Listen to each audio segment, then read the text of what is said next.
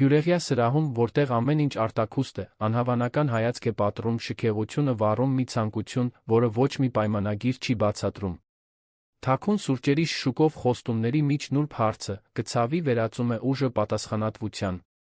Երբ ասեկոսեները պայմանավորված դաշինքները սեղմում են շրջանակը, ճշմարտությունն ու քաջությունը պետք է խոսեն ավելի բարձր, քան ազգանուններն ու գումարները։ Եվ վճռական պահին աներակայելի ժեստը մարտահրավեր է նետում ավանդույթին, ընտրում այն, ինչը չի վաճառվում, հարգանք, վստահություն, սեր։ Նախքան մաքուրության, քաջության միլիոն հետանքների այս պատմության մեջ խորանալը, բաժանորդագրվիր ալիքին, տուր մեկնաբանիր, որտեղից ես դիտում։ Տերասո Փալասը հյուրանոցը Երանում փայլում էր որպես անձնական համաստեղություն։ Նրա ոսկեգույն լույսերը կտրում էին քաղաքային երկինքը, մինչ երկրի գործարար էլիտան շրջում էր շամպայնի բաժակների հաշվարկված ժպիտների միջ։ Դա ամենամյա միջոցառումն էր, որը նշում էր ազգային խոշորագույն կարողությունները, իշխանության ցուցադրություն, քողարկված բարեգործությամբ։ Ամենասպասված հյուրերի թվում էր 38-ամյա Էդուարդ Մելքոնյանը, Մելքոնյան խումբ ի ժառանգորդը միլիարդատեր ընկերության ներկայիս գործադիր տնօրենը։ Իր անթերի իտալական կոստյումով ժամացույցով, որն ավելի թանկ էր, քան քաղաքի միջին բնակարանը, Էդուարդը սրահով անցնում էր այնպես, կարծես գիտեր, որ բոլոր հայացքները հետում են իրեն։ Նրա ազգանունը դռներ էր բացում, գործարքներ փակում, երանյան բարձր հասարակությանը պահում մշտական շողոքորթության վիճակում։ Էդուարդ, հրաշալի է քեզ տեսնելը, բացականչեց Կարեն Հովհաննիսյանը, ֆինանսական ոլորտի մեկ այլ մագնատ։ Վերջին եռամսյակի թվերը տպավորիչ էին։ Դուք պետք է տոնեք։ Էդուարդը ժպտաց այնպիսի վստահությամբ, որը միայն իշխանությունն է տալիս։ Մենք նոր ենք սկսում, Կարեն։ Մինչ տարեվերջ մենք էլ ավելի լավ թվեր կունենանք։ Զրույցը շարունակվեց ծանոթ սցենարով, ձեռքբերումներ, միաձուլումներ, ռեկորդային շահույթներ։ Էդուարդը տիրապետում էր այս սոցիալական թատրոնին դիրիժորի ճշգրտությամբ։ Այնուամենայնիվ, մինչ նա համաձայնում էր սենատորի տնտեսական վերլուծությանը, մի անսովոր բան գրավեց նրա ուշադրությունը սրահի ծայրամասում։ Մի երիտասարդ կին, պարզ, բայց էլեգանտ զգեստով, աննկատ հավաքում էր կոտրված բաժակը։ Նա չէր կրում ոչ շքեղ զարդեր, ոչ էլ չափից դուրս դիմահարդարում։ Նրա շարժումները նուրբ էին, գրեթե աննկատ, կարծես նրա գործառույթը գոյություն ունենալն էր, առանց նկատվելու։ Այն, ինչ գրավեց Էդուարդի ուշադրությունը, նրա գեղեցկությունը չէր, չնայած այն զգալի էր, այլ այն, թե ինչպես նա հանգստացրեց մի տարեց տիկնոջ, ով թափել էր իր խմիչքը, մի ժպիտով, որը թվում էր անկեղծորեն մտահոգված։ Կներեք, կտրուկ ասաց Էդուարդը, ընդհատելով սենատորի մենախոսությունը։ Նա անցավ սրահով, կարծես լուռ կանչի հետից։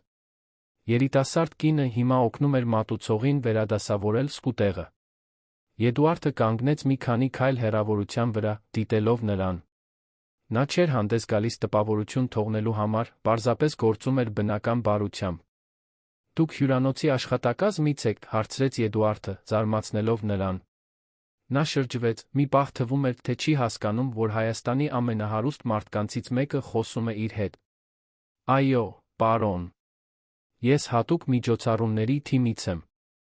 Ինչպես է ձեր անունը։ Մարիամ Սարգսյան, պարոն։ Նրա աչքերը չիջան, ինչպես մյուս աշխատակիցներինը, երբ նրանք խոսում էին իր հետ։ Նրա հայացքում հանգիստ արժանապատվություն կար։ Դուք պարտավոր չէիք օգնել այդ տիկնոջը։ Ձեր պարտականությունը չէ կոտրված բաժակները մաքրելը։ Մարիամը թեթակի ժպտաց։ Տիկին Սիրանուշը նյարդայնացել էր միջադեպից։ Կարծեցի, որ նրան ավելի շատ պետք էր մեկը, ով կհանգստացներ, քան մեկը, ով կմաքրեր հատակը։ Էդուարդը տարօրինակ բան զգաց, մի տեսակ ներքին շփոթություն։ Իր նման մարդիկ սովոր էին իրենց շրջապատում գտնել անհատների երկու կատեգորիա, նրանք, ովքեր ձգտում էին տպավորություն թողնել, նրանք, ովքեր վախենում էին դժգոհություն առաջացնել։ Մարիամը թվում էր, թե չի պատկանում դրանցից ոչ մեկին։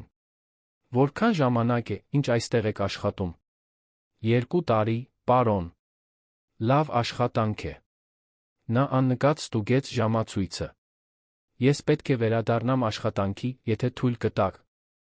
Էդուարդը գլխով արեց, զարմացած, որ նա չշարունակեց զրույցը, ինչպես սովորաբար կաներ ցանկացած մարդ իր դիրքի մեկի հետ։ Երբ նա հեռացավ, Էդուարդը վերադարձավ իր շրջապատ, բայց բաժնետոմսերի ներդրումների մասին զրույցներն այժմ տարօրինակորեն դատարկ էին թվում։ Երեկոյի մնացած մասն անցավ ինչպես միշտ, բացառությամբ այն պահերի, երբ Էդուարդը հայացքով փնտրում էր Մարիամին։ Նա սրահով շարժվում էր հանգիստ արդյունավետությամբ, լուծելով փոքր խնդիրները մինչ դրանք տեսանելի դառնալը, միշտ այդ անարվեստ ժպիտով։ Առավոտյան ժամը 3-ին, երբ միջոցառումն ավարտվեց, Էդուարդը դիտավորյալ ուշացավ ելքի մոտ։ Նա տեսավ, թե ինչպես Մարիամը, արդեն առանց պաշտոնական համազգեստի, դուրս եկավ հյուրանոցի հետնամասից։ Մի բուռն ցանկությամբ, որը նույնիսկ ինքը չհասկացավ, նա խնդրեց վարորդին սպասել հետևեց նրան։ Մարիամ, կանչեց նա, երբ տեսավ նրան ավտոբուսի կանգառի կողմը քայլելիս։ Նա շրջվեց, զարմացած։ Պարոն Մելքոնյան, ինչ-որ բան է պատահել։ Էդուարդ, ուղեց նա։ Պարզապես Էդուարդ։ Առաջին անգամ տարիների ընթացքում նա իրեն զգաց անսցենար։ Ես ուզում էի պարզապես մի փոքր ավելի խոսել։ Մարիամը նայեց նրան շփոթության զգուշության խառնուրդով։ Առավոտյան ժամը 3-ին։ Էդուարդը ժպտաց, անկեղծորեն շփոթված։ Լավ գաղափար չէ, չէ՞։ Կներեք։ Ոչ, պարզապես, նա վարանեց։ Ես պետք է հասցնեմ վերջին ավտոբուսին։ Ես հեռու եմ ապրում։ Ես կարող եմ առաջարկել ձեզ տանել, ասաց նա, մատնացույց անելով կայանված լիմուզինը։ Անմիջապես հասկանալով, թե ինչպես է դա հնչում, նա ավելացրեց. Առանց պարտավորությունների։ Պարզապես անվտանգ տեղափոխում։ Մարիամը գծեց շրթունքը, մտածկոտ։ Ես պետք է ասեի ոչ։ Հավանաբար։ Բայց ես ընդունում եմ սուրճը, ասաց նա, զարմացնելով երկուսին էլ։ Ոչ թե տեղափոխումը։ Անկյունում կա 24-ժամյա հացի փուր։ Եթե ուզում եք խոսել, կարող է այնտեղ լինել։ Էդուարդը զգաց անհեթեթ ադրենալինի ալիք, կարծես նոր էր փակել իր կյանքի ամենամեծ գործարքը, ոչ թե պարզապես հյուրանոցի աշխատակցի հետ սուրճ էր խմել։ Հացի փուրը կատարյալ է թվում։ Պարզ հացի փռում, որը լուսավորվում էր անհրապույր լյումինեսցենտ լույսերով, Էդուարդ Մելքոնյանը տեղից դուրս էր թվում, ինչպես արադարձային ձուկը քաղցրահամ ջրի ակվարիումում։ Նրանք նստեցին դեղնավուն ֆորմիկայից սեղանի շուրջ, առջում երկու պարզ սուրճ։ Ուրեմն, սկսեց Մարիամը, ինչի մասին է ուզում խոսել միլիարդատերը միջոցառումների կազմակերպչի հետ առավոտյան ժամը 3-ին։ Էդուարդը ժպտաց։ Դուք միշտ այդքան ուղիղ եք։ Ժամանակ չունեմ չլինելու, պատասխանեց նա, խառնելով սուրճը։ Իմ ավտոբուսը մեկնում է 40 րոպեից։ Որտեղից եք սովորել այդպես վարվել մարդկանց հետ։ Միջոցառման ժամանակ, նկատի ունեմ։ Մարիամը զարմացած թվաց հարցից։ Ոչ մի տեղ չեմ սովորել։ Պարզապես մարդկանց հետ վարվում եմ որպես մարդկանց։ Այդ շրջանակներում այդպես չի աշխատում, մեկնաբանեց Էդուարդը։ Ես նկատեցի, ասաց նա թեթակի ժպիտով։ Դուք մարդկանց վերաբերվում եք որպես աստիճանների կամ խոչընդոտների։ Էդուարդը պետք է վիրավորվեր, բայց փոխարենը տարօրինակ թեթության զգացում ունեցավ, կարծես ինչ-որ մեկը վերջապես բարձրաձայն ասել էր մի գաղտնիք, որը բոլորը գիտեին։ Դուք ընտանիքի հետ եք ապրում։ Մայրիկիս հետ։ Նա առողջական խնդիրներ ունի, չի կարող աշխատել։ Ինչ աշխատում եմ, երկուսիս է պահում։ Նա մի կում սուրճ խմեց։ Իսկ դուք ապրում եք այն առանձնատանը, որը հայտնվում է ամսագրերում։ Էդուարդը ծիծաղեց։ Այո, հենց այն։ Միայնակ աշխատակիցների թիմով, որն ավելի մեծ է, քան շատ ընկերություններ։ Միայնակ պետք է լինի, մեկնաբանեց նա, առանց կարեկցանքի կամ հիացմունքի, պարզապես փաստ արձանագրելով։ Հետաց լռությունը տարօրինակորեն հարմարավետ էր։ Էդուարդը հասկացավ, որ պետք չէ տարածությունը լցնել փորձված բառերով կամ կարգավիճակի ցուցադրություններով։ Կարող եմ ձեզ նորից տեսնել, հարցրեց նա վերջապես։ Մարիամը մի պահ ուսումնասիրեց նրան։ Ինչու՞։ Հարցը նրան անակնկալի բերեց։ Ոչ ոք չէր կասկածում նրա դրդապատճառներին։ Որովհետև նա վարանեց, որովհետև դուք առաջին մարդն եք երկար ժամանակ հետո, ով չի փորձում ինձ ինչ-որ բան վաճառել կամ ինձնից ինչ-որ բան ստանալ։ Նա ժպտաց, մի ժպիտ, որը լուսավորեց նրա աչքերը։ Դա տխուր է, գիտեք։ Ես գիտեմ։ Մարիամը իր հեռախոսահամարը գրեց անձեռոցիկի վրա։ Ես ձեր նման ազատ ժամանակ չունեմ, բայց կարող ենք մի օր էլ սուրճ խմել։ Երբ նա վեր կացավ իր ավտոբուսին հասնելու համար, Էդուարդը զգաց տարօրինակ շտապողականություն, պահը երկարացնելու համար։ Կարող եմ գոնե ձեզ տանել մինչ կանգառ։ Պետք չէ, պատասխանեց նա։ Որոշ հեռավորություններ լավ են, երբ մենակ են անցնում։ Նա դիտեց նրա հեռանալը, պարզ կերպար, որն անհետանում էր երանյան գիշերում։ Էդուարդ Մելքոնյանը, սովոր լինելով ունենալ այն ամենը, ինչ ցանկանում էր, հանկարծ իրեն սկսնակ զգաց մի խաղում, որի կանոնները չգիտեր։ Եվ առաջին անգամ տարիների ընթացքում նա զգաց անկանխատեսելի անկեղծ հուզմունքը։ Այն, ինչ սկսվել էր որպես էլիտայի սոցիալական օրացույցի մեկ այլ պաշտոնական երեկո, վերածվեց մի բանի նախերգանքի, որը նույնիսկ ամենախորամանկ գործարար ռազմավարը չէր կարող կանխատեսել, հանդիպում աշխարհների միջ, որոնք բաժանված էին ոչ միայն փողով, սոցիալական դիրքով, այլ գոյություն ունենալու բոլորովին այլ ձևով։ 3 օր շարունակ Էդուարդը նայում էր Մարիամի համարով անձեռոցիկին, ինչպես նայում են առեղծվածի։ Գործադիրների հետ հանդիպումների բաժնետերերի հետ ճաշերի ժամանակ նրա միտքը շեղվում էր պարզ հացի փռում ունեցած զրույցի հիշողությանը։ Ի վերջո, մի անձրոտ չորեքշաբթի, նա հաղորդագրություն ուղարկեց. Սա Էդուարդ Մելքոնյանն է։ Կցանկանայի մեկ այլ սուրճ խմել, երբ ձեզ հարմար լինի։ Պատասխանը ժամեր տեց, որի ընթացքում նա շփոթեցուցիչ հաճախականությամբ ստուգում էր իր բջջային հեռախոսը։ Շաբաթ, ժամը 16:00։ Նույն տեղում, վերջապես պատասխանեց նա։ Շաբաթ օրը Էդուարդը ազատ արձակեց վարորդին, ինքը վարեց իր մեքենան, մի ժեստ, որը նրա անվտանգության պետին տեսանելիորեն անհանգիստ թողեց։ Նա եկավ 15 րոպե շուտ ընտրեց առաջին անգամվա նույն սեղանը։ Մարիամը ժամանակին հայտնվեց, հագած պարզ ջինսեր կապույտ բլուզ։ Առանց դիմահարդարման, մազերը հավաքած ամբարդ բարձր պոչով։ Նրա մեջ մի բնականություն կար, որը հակադրվում էր նրա կյանքի ամեն ինչին։ Դուք եկաք, մեկնաբանեց նա, կարծես անկեղծորեն կասկածել էր։ Ինչու՞։ Չգայի։ Մարիամը ուսերը թափահարեց։ Կարծեցի, որ դա կարող է լինել գիշերային այնպիսի իմպուլսներից մեկը, որը լույսի ներքո լուծվում է։ Էդուարդը հասկացավ, որ նա ճիշտ էր կասկածելիս։ Իր նման տղամարդիկ հայտնի էին անցողիկ քմահաճույքներով։ Ես էլ եմ այդ մասին մտածել, խոստովանեց նա։ Բայց հետո հասկացավ, որ չեմ կարող հիշել, թե երբ եմ վերջին անգամ անկեղծ զրույց ունեցել որևէ մեկի հետ։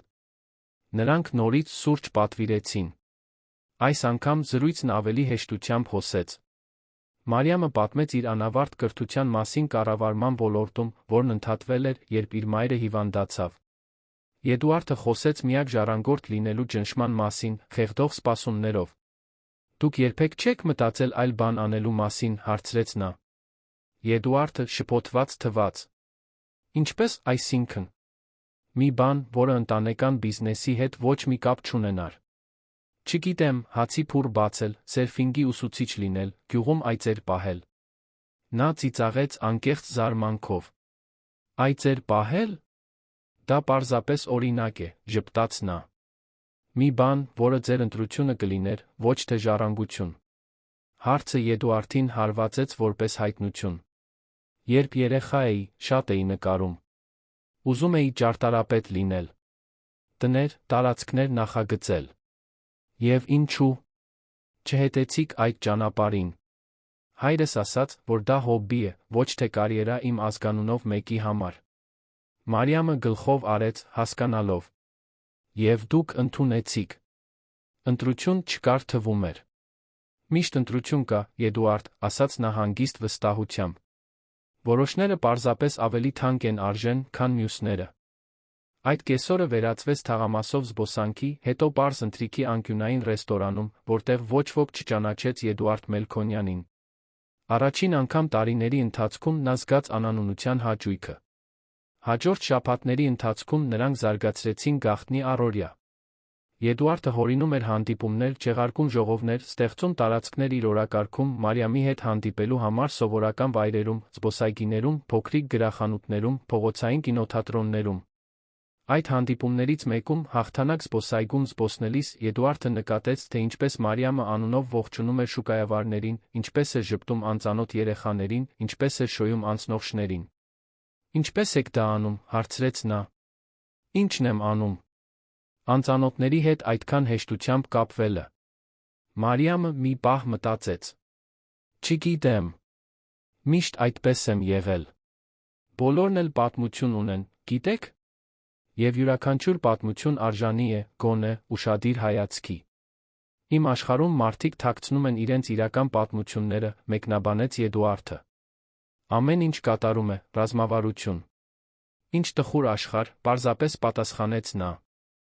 Մեկ այլ հանդիպման ժամանակ Եդուարդը նրան տարավ փոքրիկ ժամանակակից արվեստի պատկերասրահ։ Մինչ նրանք դիտում էին աշխատանքները, նա բացահայտեց զարմանալի գիտելիքներ արվեստի շարժումների, տեխնիկայի, աբստրակցիաների հետում թաքնված իմաստների մասին։ Դուք իսկապես սիրում եք արվեստը, նկատեց Մարիամը։ Դա գաղտնիք է, ժպտաց նա։ Կորպորատիվ աշխարհում արվեստը պարզապես ներդրում է։ Ինչու՞։ Թաքցնել մի բան, որը ձեզ ուրախացնում է։ Եդուարդը դրա պատասխանը չուներ։ Նրանց հարաբերությունները աճում էին, ինչպես բույսը, որը երկար ժամանակ ստվերում մնալուց հետո լույս է գտնում։ Եդուարդը իր մեջ հայտնաբերեց ինքնաբուխ ծիծաղի, պարզության, պահերը գնահատելու կարողություն, առանց դրանց վերադարձը հաշվարկելու։ Մարիամը իր հերթին իրեն թույլ տվեց մի փոքր ավելի բարձր երազել, ընդլայնել հորիզոնները, որոնք սահմանափակվել էին կարիքի պատճառով։ Մի անձրոտ կիրակի երեկոյան, գրեթե դատարկ կինոթատրոնում ֆիլմ դիտելուց հետո Եդուարդը Մարիամին հրավիրեց այցելել իր բնակարանը, քաղաքի ամենաէքսկլյուզիվ շենքերից մեկի վերին հարկում։ Դա առաջին անգամն էր, որ նրանց աշխարհների միջ պատնեշը պաշտոնապես կանցներ։ Վստահ եք, հարցրեց նա։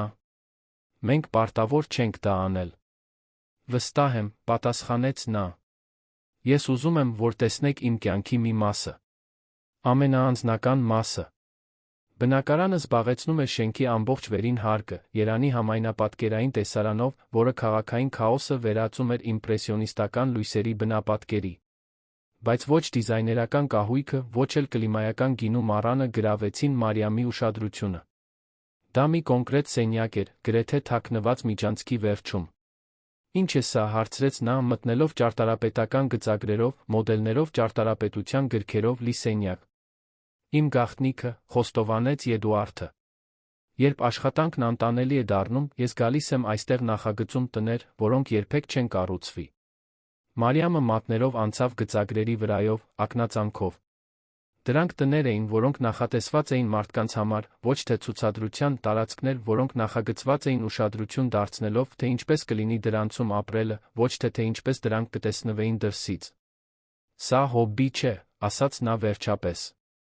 Սա տաղանդ է։ Գիրք։ Եդուարդը զգաց անհարմար խոցելիություն, կարծես մերկ լիներ։ Ոչ ոք երբեք չի տեսել այս գծագրերը։ Ինչու՞։ Որովհետև դրանք իմն են։ Միայն իմն են։ Դրանք չեն պատկանում Մելքոնյան կայսրությանը կամ բաժնետերերին կամ հանրային իմիջին։ Դրանք պարզապես ես եմ։ Մարիամը մոտեցավ նրան, նրբորեն ձեռքը դնելով նրա դեմքին։ Դա ամենագեղեցիկ բանն է, որ երբեք ցույց եք տվել ինձ։ Հետաց համբույրն անխուսափելի էր, ինչպես դրսի անձրը։ Դա առաջինը չէր, նրանք արդեն կիսվել էին այլ համբույրներով, վարանող, իրենց հանդիպումների հրաժեշտների ժամանակ։ Բայց սա տարբեր էր։ Այլս բաժանված աշխարհներ չկային, պարզապես երկու մարդ, ովքեր միմյանց մեջ ճանաչում էին հազվագյուտ բան։ Եդուարդը նրան զգուշորեն գրկեց, կարծես թանկարժեք բանի էր դիպչում։ Մնա այս գիշեր, շշնջաց նա։ Չեմ կարող, պատասխանեց նա, նրբորեն հեռանալով։ Մայրիկիս պետք են դեղեր, որոնք միայն ես գիտեմ, թե ինչպես տալ։ Եվ նա վարանեց, ես պատրաստ չեմ դրան։ Դեռ ոչ։ Հիասթափության փոխարեն Եդուարդը հարգանք զգաց։ Մի աշխարհում, որտեղ ամեն ինչ վաճառվում էր, Մարիամի մերժումն ավելի արժեքավոր էր, քան ցանկացած հեշտ համաձայնություն։ Ես ձեզ կտանեմ տուն, ասաց նա։ Մեքենայում, մինչ նրանք անցնում էին քաղաքով մինչ հեռավոր թաղամասը, որտեղ Մարիամն ապրում էր մոր հետ, նա հարցրեց. Չեք հարցնի իմ փորձի մասին։ Այլ տղամարդկանց մասին։ Եդուարդը աչքերը պահեց անձրոտ ճանապարհին։ Ինձ միայն հետաքրքրում է, թե ով եք դուք հիմա։ Մարիամը ժպտաց, նայելով պատուհանից։ Այլ չեն եղել, պարզապես ասաց նա։ Երբեք չեմ հանդիպել մեկին, ով արժանի լիներ իմ վստահությանը այսպես։ Խոստովանությունը կախված էր նրանց միջ որպես սուրբ բան։ Եդուարդը զգաց պատասխանատվության ծանրությունը, ոչ թե այն գործարար պատասխանատվությունը, որին սովոր էր, այլ շատ ավելի խորը բան։ Չվնասելու, չհիասթափեցնելու, իրեն վստահվածին արժանի լինելու պատասխանատվությունը։ Երբ նա թողեց նրան փոքրիկ շենքի առջ, որտեղ նա ապրում էր, Էդուարդը բռնեց նրա ձեռքը։ Շնորհակալություն, որ ինձ ցույց տվեցիք, որ կյանք կա իմ կառուցած պատերից այն կողմ։ Շնորհակալություն, որ նայեցիք այն պատերից այն կողմ, որոնք հասարակությունը կառուցել է մեր նման մարդկանց միջ, պատասխանեց նա։ Այդ գիշեր, միայնակ իր շքեղ պենթհաուսում, Էդուարդը զգաց հակադրությունը առատ ֆիզիկական տարածքի էմոցիոնալ տարածքի միջ, որը նոր էր սկսում ծաղկել։ Նա վերցրեց գծագրական տետրը, առաջին անգամ չնախագծեց վերացական տուն երակայական հաճախորդների համար, նա նկարեց տուն, որը պատկերացնում էր կիսել Մարիամի հետ։ Մի տեղ, որտեղ նրանց աշխարհները կարող էին գոյակցել, առանց որևէ մեկի փոքրացվելու։ Քաղաքի մյուս կողմում Մարիամը օգնում էր մորը պատրաստվել քնելուն, սովորական զգուշությամբ տալով դեղամիջոցները։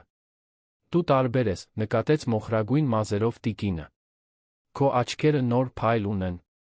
Ես ինչ-որ մեկին եմ հանդիպել, խոստովանեց Մարիամը։ Լավ մարդ։ Մարիամը ժպտաց, մտածկոտ։ Մեկը, ով կորած է, փորձում է իրեն գտնել։ Եվ դու վստահում ես նրան։ Ես սովորում եմ վստահել, պատասխանեց Մարիամը, կարգավորելով մոր վերմակը։ Ինչպես նա է սովորում վստահելի լինել։ Այդ գիշերը նշանավորեց հարաբերությունների նուրբ փոփոխություն։ Նրանք այլս պարզապես երկու անծանոթներ չէին, ովքեր ուսումնասիրում էին չեզոք տարածք, նրանք երկու աշխարհ էին, որոնք սկսում էին երրորդը ստեղծել, ընդհանուր տարածք, որտեղ երկուսն էլ պետք է նոր լեզուներ, նոր կոդեր, գոյություն ունենալու նոր ձեր սովորեին։ Էդուարդի Մարիամի հարաբերություններն աճում էին իրական բաների բնական ռիթմով, առանց շտապողականության, բայց առանց դադարների։ Երկու ամսվա ընթացքում նրանք կառուցեցին զուգահեռ աշխարհ, կազմված առօրյայից գողացված պահերից, հանրային ցուցադրությունից պաշտպանված հանդիպումներից, զրույցներից, որոնք ձգվում էին մինչ լուսաբաց։ Կորպորատիվ աշխարհում Էդուարդի գործընկերները նկատում էին փոփոխություն։ Նա ավելի շատ էր ժպտում ժողովների ժամանակ, հարցեր էր տալիս աշխատակիցների ընտանիքների մասին, երբեմն հայտնվում էր առանց փողկապի։ Փոքր ապստամբություններ, որոնք աննկատ էին մնում մեծամասնության համար, բայց ոչ Հելենա Մելքոնյանի, նրա մոր ընկերության խորհրդի նախագահի համար։ Դուք վերջերս շեղված եք թվում, մեկնաբանեց Հելենան Արարատ ակումբի էքսկլյուզիվ ռեստորանում մասնավոր ճաշի ժամանակ։ Տնօրենները մեկնաբանում են։ Էդուարդն իրեն ավելի շատ գինի լցրեց։ Ես կենտրոնացած եմ այն ամենի վրա, ինչ կարող է մայրիկ։ Արդյունքները շարունակում են բացառիկ լինել։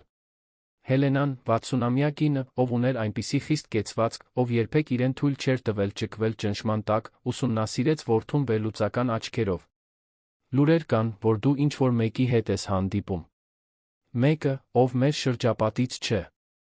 Էդուարդը տագնապ զգաց, բայց պահպանեց չեզոք արտահայտությունը։ Երբվանից եք լուրերին ականջ դնում։ Այն պահից, երբ դրանք կարող են ազդել ընկերության ընտանիքի հեղինակության վրա, սառը պատասխանեց նա։ Հիշեք, թե ինչ պարտավորություն ունենք Ալեքսանյան ընտանիքի հետ։ Ձեր ընկերությունների հետ միաձուլումը կախված է ընտանիքների միությունից։ Դուք խոսում եք, կարծես միջնադարում լինեինք, Էդուարդը ծիծաղեց առանց հումորի։ Կարինե Ալեքսանյանն ու ես հազիվ ենք ճանաչում միմյանց։ Դուք ժամանակ կունենաք միմյանց ճանաչելու ամուսնությունից հետո, պատասխանեց Հելենան այն պարզությամբ, ով անվիճելի փաստ է հայտարարում։ Ինչպես արեցինք ձեր հայրն ու ես։ Եվ դուք այնքան երջանիկ էիք, որ հազիվ էիք խոսում միմյանց հետ, Էդուարդը թույլ տվեց իրեն դուրս գալ, անմիջապես սխչալով։ Հելենայի դեմքը կարծրացավ։ Ձեր հայրն ու ես կայսրություն ենք կառուցել։ Երջանկությունը շքեղություն է նրանց համար, ովքեր ավելի մեծ պարտականություններ չունեն։ Էդուարդը չպատասխանեց։ Նա գիտեր, որ այդ զրույցը պարզապես ավելի մեծ ճնշումների նախերգանքն էր, որոնք գալու էին։ Եվ դրանք եկան ռազմավարական սոցիալական միջոցառումների տեսքով, որտեղ Կարինե Ալեքսանյանը պատահաբար ներկա էր, մեկնաբանություններով նշանադրությունը պաշտոնականացնելու իդեալական ամսաթվերի մասին, մասնագիտացված մամուլի հոդվածներով, որոնք շահարկում էին տարվա միությունը հայկական գործարար աշխարհում։ Մինչդեռ Մարիամը դիմակայում էր իր սեփական մարտերին։ Մայրը, տիկին Գայանեն, առողջությունը վատացել էր, ավելի ինտենսիվ բուժման կարիք ուներ։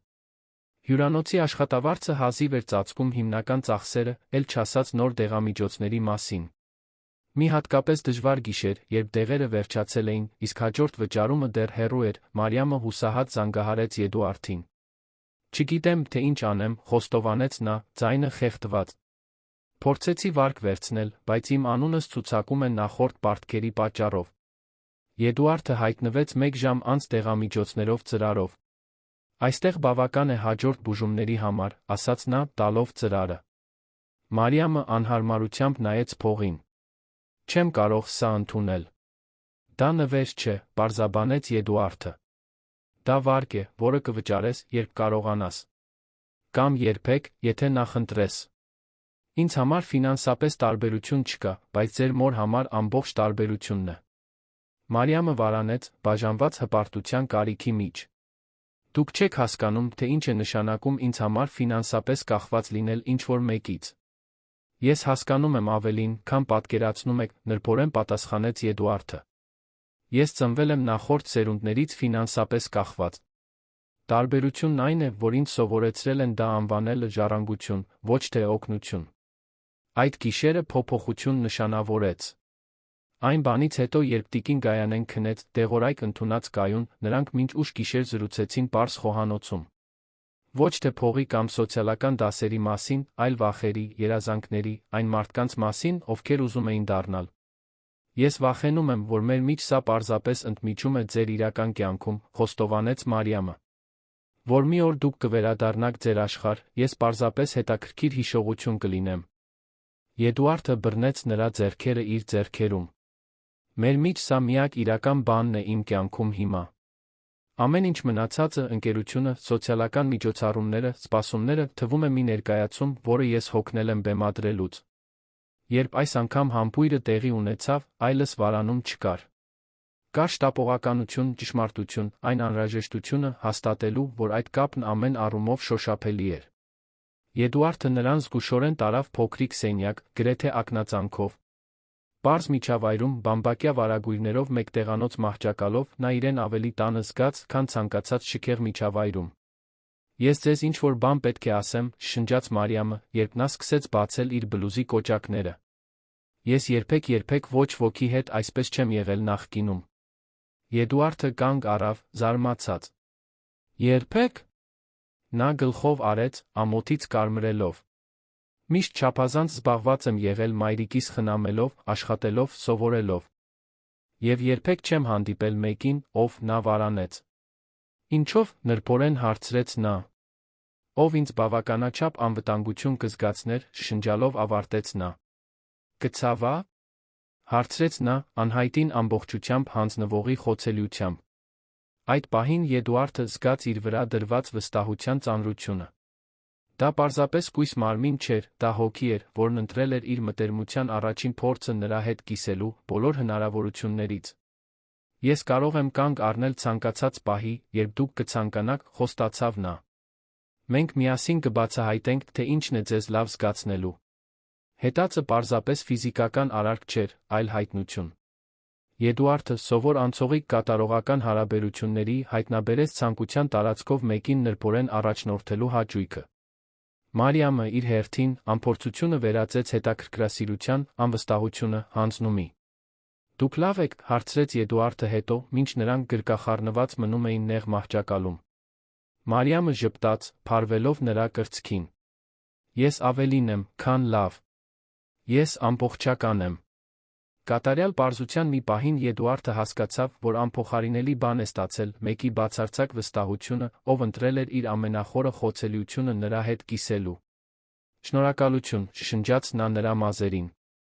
Ինչի՞։ Համար։ Ինձ մի բան տալու համար, որը չեմ կարող գնել, չեմ կարող պահանջել, չեմ կարող արտադրել։ Մի բան, որը միայն դուք կարող էիք տալ, միայն ձեր սեփական ընտրությամբ։ Մարիամը մատներով անցավ նրա դեմքի ուրվագծով։ Դուք ավելին եք, քան ձեր անունը ձեր բանկային հաշիվը, Եդուարդ։ Միշտ էլ եղել եք։ Պարզապես մեկը պետք էր, ով կհիշեցներ ձեզ այդ մասին։ Հաջորդ շաբաթների ընթացքում նրանց հարաբերություններն էլ ավելի խորացան։ Եդուարդը պայմանավորվեց, որ տիկին Գայանեն ստանա բարձրակարգ բժշկական բուժում, պաշտոնապես ներկայանալով որպես Մարիամի ընկեր։ Նա օգնեց Մարիամին ավելի լավ աշխատանք գտնել ավելի հեղինակավոր հյուրանոցի վարչական ոլորտում, որտեղ մարդկանց հետ շփվելու նրա բնական տաղանդը կարող էր ավելի լավ վարձատրվել։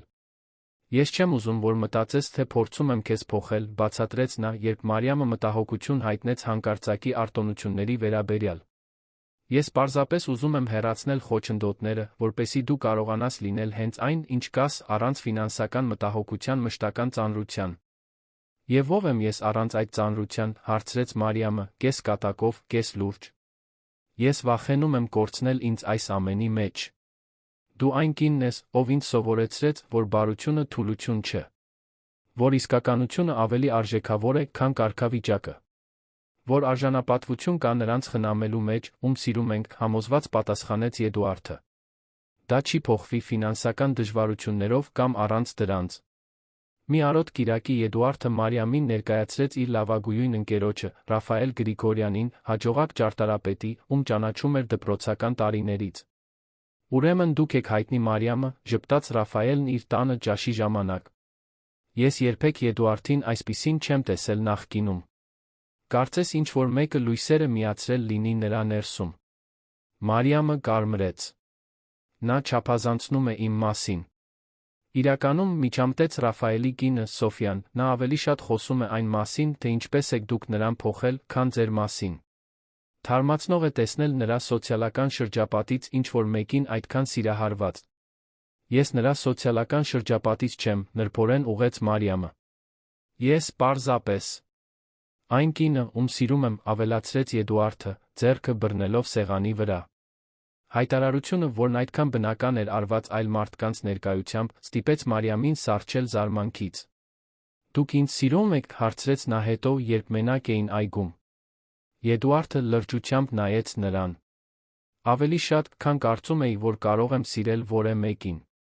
Դուք վերափոխեցիք իմ աշխարհը, Մարիամ։ Այդ գիշեր իր բնակարանում Էդուարդը Մարիամին զարմացրեց խնամքով պատրաստված տեսարանով, սեղանը դրված պարզ ծաղիկներով, մոմերով մի ուտեստով, որը ինքն էր փորձել պատրաստել կասկածելի արդյունքներով, բայց անհերքելի ջանքերով։ Ես երբեք կյանքումս չեմ եփել, խոստովանեց նա, ծիծաղելով իր չորացած հավի վրա։ Բայց ուզում էի ձեր համար իմ ձեռքերով ինչ-որ բան անել։ Ժեստը իր անկատարության մեջ Մարիամի համար ավելին նշանակեց, քան ցանկացած թանկարժեք նվեր կամ աստղային ռեստորան։ Դա Էդուարդն էր, ով դուրս էր գալիս իր հարմարավետության գոտուց, ռիսկի դիմելով ձախողմանը, պարզապես սեր ցուցադրելու համար։ Ընթրիքից հետո, խոհարարական աղետի մասին ծիծաղի միջ, Էդուարդը ծնկի իջավ նրա առջ, գրպանից հանելով փոքրիկ տուփ։ Դա նշանադրության մատանի չէ, արագ բացատրեց նա, տեսնելով Մարիամի աչքերում զարմանքը։ Դեռ ոչ։ Դա խոստում է։ Տուփի ներսում կար նուրբ վզնոց, տան տեսքով կախազարդով, այն տների կատարյալ մանրակերտը, որոնք նա գաղտնի նկարում էր։ Որպեսզի դուք իմանաք, որ ինչ էլ որ պատահի, ես կառուցում եմ մի տեղ, որտեղ մենք կարող ենք լինել ինքներս մեզ հետ միասին։ Մի տեղ, որը չի պատկանում ոչ իմ աշխարհին, ոչ էլ ձերին, այլ մերին։ Մարիամը, արցունքներն աչքերին, թույլ տվեց նրան վզնոցը դնել իր պարանոցին։ Արծաթի այդ փոքրիկ խորհրդանիշը ներկայացնում էր մի բան, որը նրանցից ոչ ոք ամբողջությամբ չէր արտահայտել, ընդհանուր ապագայի ցանկություն, դա ոչ միայն սիրավեպ դարձնելու, այլ պարտավորություն ստանձնելու որոշում։ Ինչ նրանք չգիտեին, այն էր, որ մինչ նրանք նշում էին իրենց կապը, հզոր ուժեր արդեն մոբիլիզացվում էին նրանց դեմ։ Հելենա Մելքոնյանը վերջապես բացահայտել էր այն կնոջ ինքնությունը, ով շեղում էր իր որդու ուշադրությունը նախատեսված ճանապարհից։ Եվ նա պատրաստ չէր թույլ տալ, որ հյուրանոցի մի աշխատակցուհի, առանց ծագման կարողության, քանդեր տասնամյակների ընտանեկան պլանավորումը։ Մեկ շաբաթ անց այն գիշերվանից հետո, երբ Էդուարդը Մարիամին վզնոց էր նվիրել, իրականությունը եկավ իր գինը պահանջելու։ Հելենա Մելքոնյանը հրավիրեց խորհրդի արտահերթ նիստ, պահանջելով որդու ներկայությունը։ Հաղթանակ զբոսայգու համայնապատկերային տեսարանով հանդիպումների սենյակում սպասում էին լուրջ արտահայտություններով 12 տղամարդ կին։ Ինչ է կատարվում, հարցրեց Էդուարդը մտնելիս, նկատելով լարված մթնոլորտը։ Հելենան, սեղանի գլխին կանգնած, էկրանին մի շարք լուսանկարներ ցուցադրեց։ Էդուարդն ու Մարիամը զբոսայգուն քայլելիս։ Երկուսը սուրճ խմելիս հացի փռում։ Դուրս գալիս այն շենքից, որտեղ նա ապրում էր։ Սա է կատարվում, սառը պատասխանեց Հելենան։ Մինչ մենք քննարկում ենք ընկերության պատմության մեջ ամենամեծ միաձուլումը, դուք ներգրավված եք աշխատակցուհու հետ։ Մի երիտասարդ կին, առանց որակավորումների, առանց կապերի, առանց որևէ բան առաջարկելու, բացի հարմար շեղումից։ Եդուարդը զգաց, որ արյունը եռում է, բայց պահպանեց հանգստությունը։ Իմ անձնական կյանքը խորհրդի գործը չէ։ Դա այն է, երբ ազդում է ընկերության ապագայի վրա, միջամտեց Ռուբեն Ալեքսանյանը, Կարինեի հայրը միաձուլման գլխավոր շահագրգիռ կողմը։ Իմ դուստրը իմացել է այս գործի մասին։ Նա նվաստացած է։ Գործ չկա, ամուր պատասխանեց Եդուարդը։ Ես լուրջ հարաբերությունների մեջ եմ Մարիամ Սարգսյանի հետ։ Եվ երբեք պաշտոնական պարտավորություն չի եղել Կարինեի իմ միջ։ Հելենան սեղանին խփեց։ Մի միամիտ եղեք։ Պարտավորությունը գոյություն ունի ձեր ծնվելուց ի վեր։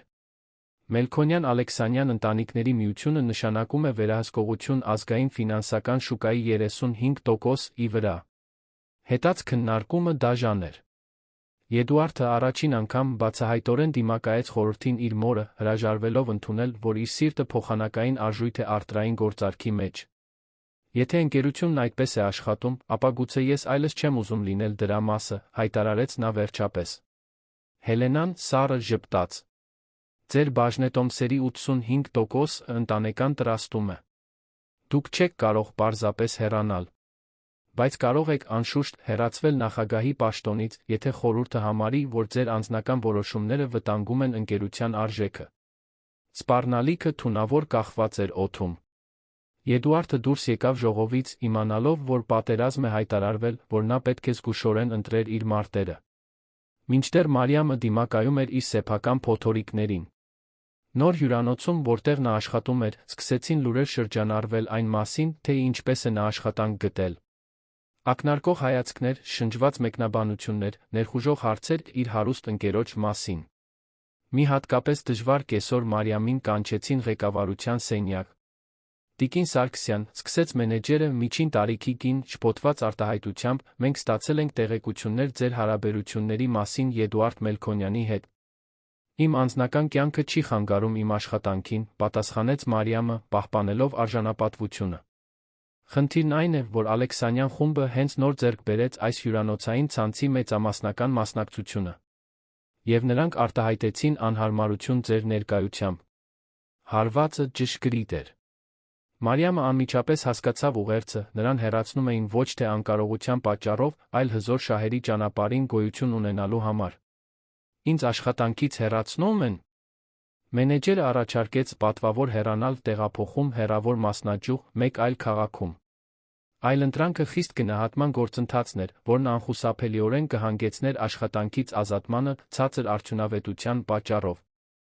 Ջախջախված Մարիամը անմիջապես չպատմեց Եդուարդին։ Նա չէր ուզում ավելորդ խնդիր լինել նրա արդեն իսկ բարդ կյանքում։ Բայց տիեզերքը դավադրություն է անում գաղտնիքների դեմ, նույն գիշեր Եդուարդը հայտնվեց նրա դռան մոտ լուրջ արտահայտությամբ։ Ալեքսանյան ընկերությունը գնել է այն հյուրանոցը, որտեղ դուք աշխատում եք, առանց նախաբանի ասաց նա։ Դա ձեզ երանից հեռացնելու մանր է։ Մարիամը իջեցրեց աչքերը։ Ինձ արդեն տեղեկացրել են այդ մասին այսօր։ Ինչու՞։ Չպատմեցիր ինձ։ Ցավն ակնհայտ էր նրա ձայնում։ Որովհետև չեմ ուզում լինել ձեր կործանման պատճառը, պատասխանեց նա թույլ տալով, որ ամբողջ օրվա ընթացքում զսպված արցունքները դուրս գան։ Ձեր մայրը, խորհուրդը, այդ Կարինեն։ Նրանք ճիշտ են, Եդուարդ։ Ես ոչինչ չունեմ առաջարկելու, որը կարդարացնի ձեր ամեն ինչ զոհաբերելը։ Եդուարդը ուժեղ գրկեց նրան։ Դուք ամեն ինչ ունեք առաջարկելու։ Բաներ, որոնք նրանք նույնիսկ չեն կարող հասկանալ, էլ չասած արժորել։ Այդ գիշեր, մինչ տիկին Գայանեն քնած էր հարան սենյակում, նրանք խոսեցին ապագայի մասին, ցավոտ վարժություն, երբ բոլոր տարբերակները թվում էին, թե ինչ-որ կորուստ էին ենթադրում։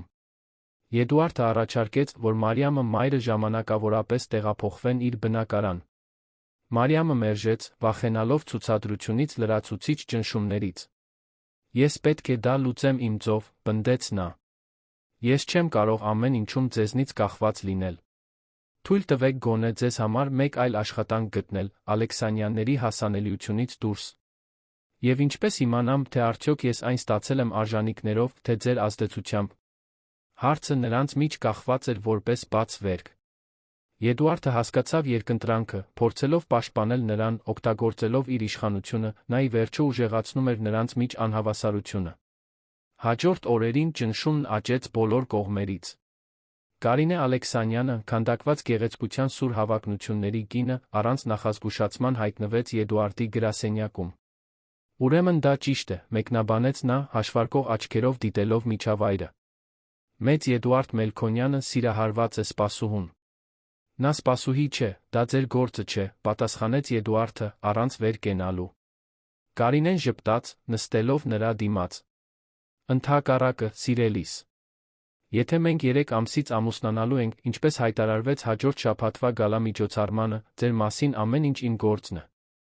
Էդուարդը սառեց։ Ինչ միջոցառում։ Ինչ հայտարարություն։ Օ, ձեր մայրը ձեզ չի ասել։ Մելքոնյան հիմնադրամի բարեգործական կոկտեյլը կատարյալ վայր կլինի մեր նշանադրությունը հայտարարելու համար։ Հրավերատոմսերն արդեն տպված են։ Պլանի համարձակությունը Էդուարդին անխոս թողեց։ Կարինեն վեր կացավ, կարգավորելով իր անթերի զգեստը։ Մի անհանգստացեք ձեր ներկայիս շեղման համար։ Բոլոր տղամարդիկ վերջին արկածն են ունենում, մինչ իրական պարտականություններ ստանձնելը։ Պարզապես զգույշ եղեք, խնդրում եմ։ Մեկնելուց առաջ նա ավելացրեց. Եվ ասեք ձեր ընկերուհուն, որ Դիլիջանում մեր ամառանոցում տնային տնտեսուհու պաշտոն կա։ Ես կարող եմ առատաձեռն լինել մնացորդների հետ։ Էդուարդը հազիվ էր կարողանում զսպել իրեն։ Ցասումը նրան կլանեց մնացած օրվա ընթացքում, մինչ նա վերջապես դիմակայեց Հելենային իր առանձնատանը, կենտրոնում։ Ինչպես կարող էիք, հարցրեց նա, սեղանին նետելով միջոցառման հրավերատոմսերից մեկը։ Հայտարարել նշանադրություն, որին ես երբեք չեմ համաձայնել։ Հելենան անտարբեր մնաց։ Դա պարզապես ծականություն է։ Գործարքն արդեն կատարված է։ Ոչ ինձ կողմից։ Ինձ կողմից։ Խորհրդի կողմից։ Բաժնետերերի կողմից։ Բոլոր նրանց կողմից, ովքեր կարոր են։ Եվ ես կարոր չեմ։ Իմ երջանկությունը ոչ մի արժեք չունի։ Հելենան հառաչեց, կարծես բացատրում էր ակնհայտ բան համար երեխային։ Էդուարդ, դուք մեծացել եք արտոնություններով, որոնք մարդկանց մեծամասնությունը նույնիսկ չի կարող պատկերացնել։ Այդ արտոնությունների փոխարեն պարտականություններ են։ Կարինեի հետ ամուսնությունը դրանցից մեկն է։ Իսկ եթե հրաժարվեմ։ Հելենայի դեմքը կարծրացավ։ Ապա պատրաստվեք պատերազմի, որը չեք կարող հաղթել։ Մենք միջոցներ ունենք ձեր ընկերուհուն քարտեզից անհետացնելու համար։ Ոչ ֆիզիկապես, իհարկե։ Մենք քաղաքակիրթ ենք։ Բայց մասնագիտորեն։ Սոցիալապես։ Դուք չեք պատկերացնում մեր ազդեցությունների շրջանակը։ Թաքնված սպառնալիքը ստիպեց Էդուարդին նահանջել։ Ոչ թե անձնական վախից, այլ այն սարսափից, թե ինչ կարող էին անել Մարիամին։ Մինչդեռ Մարիամը դիմակայում էր իր սեփական առճակատմանը։ Կարինե Ալեքսանյանը առանց նախազգուշացման հայտնվեց փոքրիկ բնակարանում, իր հետ բերելով գերազանցության աուրա զգալի արժեքի չեկ։ Ձեր տեղափոխությունը հեշտացնելու համար, բացատրեց նա, մեկնելով չեկը։ Էդուարդը նուրբ դիրքի մեջ է։ Եթե իսկապես հոգ եք տանում նրա մասին, պետք է անհետանաք։ Կամավոր։ Մարիամը զզվանքով նայեց չեկին։ Ես վաճառքի չեմ դրված։ Կարինեն ծիծաղեց, մեղեդային դաժան ձայնով։ Սիրելիս, ամեն ինչ վաճառքի է դրված։ Միակ տարբերությունը գինն է։ Մեկնելուց առաջ նա ավելացրեց. Էդուարդը միշտ գիտեր, որ այս օրը կգա։ Հարցրեք նրան նախամուսնական համաձայնագրի մասին, որն արդեն կազմված է։ Հարցրեք նրա հոր հետ գաղտնի հանդիպումների մասին։ Կան բաներ, որոնք դուք չգիտեք։ Այդ գիշեր, երբ Էդուարդը վերջապես եկավ, նա Մարիամին գտավ կարմրած աչքերով ջախջախված արտահայտությամբ։ Ինչ է պատահել, հարցրեց նա, տագնապած։ Դուք գիտեիք նշանադրության հայտարարության մասին։ Հարցը Էդուարդին հարվածեց որպես ֆիզիկական հարված։ Իմացա այսօր։ Եկա ձեզ ասելու։ Իսկ հանդիպումները նրա հոր հետ։ Նախամուսնական համաձայնագիրը։ Էդուարդը անկեղծորեն շփոթված թվաց։ Ինչ համաձայնագիր։ Երբեք հանդիպումներ չեն եղել դրա մասին։ Նա եկել էր այստեղ, վերջապես բացահայտեց Մարիամը։ Փող էր առաջարկում, որպեսզի ես անհետանամ։